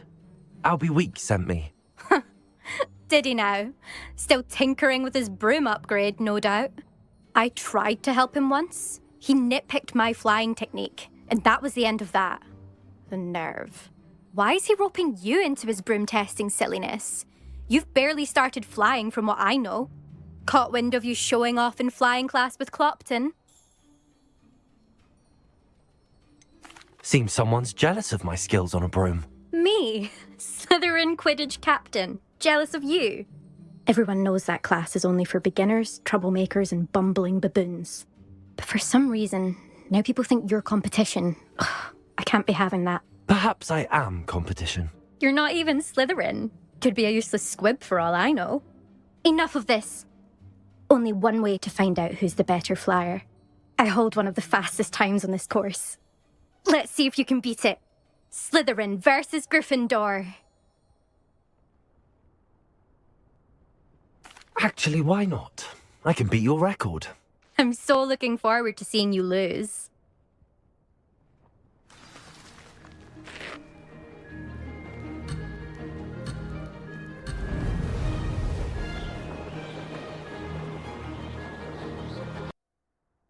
Ugh, that's not... You must have cheated, you... Ugh! Fine. You won. Ugh, don't think this is over. You can't determine skill from one single trial. Surely my win means something. You're not terrible, but you're still going to have to prove yourself if you want to earn my respect. Challenge accepted, then. Perhaps you have what it takes after all. We shall see. But don't get your hopes up. The next course near Irondale offers a much tougher challenge. You can try to prepare by racing this course again. Just check in at the podium, where the leaderboard is. You can check your time and start the race. We'll see next time if your win here was more than just a fluke. Whilst on an errand for Albie Weeks. Hello, Miss Ryan. I wanted to thank you again for your help with Rookwood and Harlow the day of the troll attack. Sirona, please. And I was happy to help. Oh, those two are nothing but trouble. Glad you and your friend were here when they found you. I am too. You were speaking to a goblin here that day? Yes, Lodgok. He's a friend.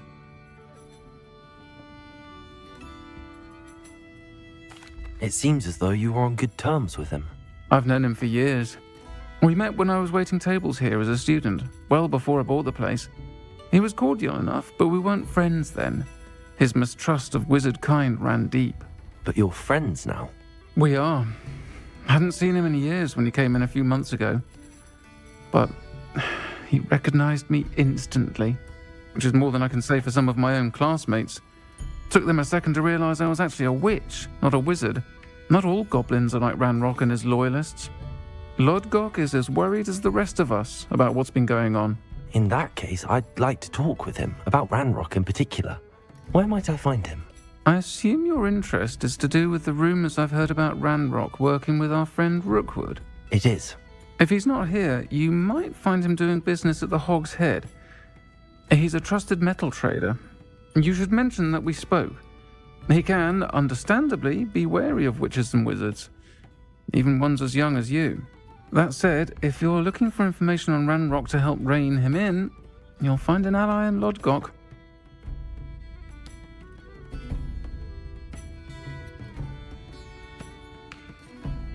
Thank you, Sirona. If you find Lodgok, please give him my best. I don't know what you've done to make such powerful enemies, but please, watch your back. Madam Kagawa, I completed the list of tasks you assigned. Wonderful. I trust you became more familiar with your broom through the process? Yes, Professor. That's good to hear. Keep it up, and perhaps one day you'll have a spot on the Quidditch team. If Black ever permits Quidditch again. Well, with those tasks out of the way, let us get started. Glacius,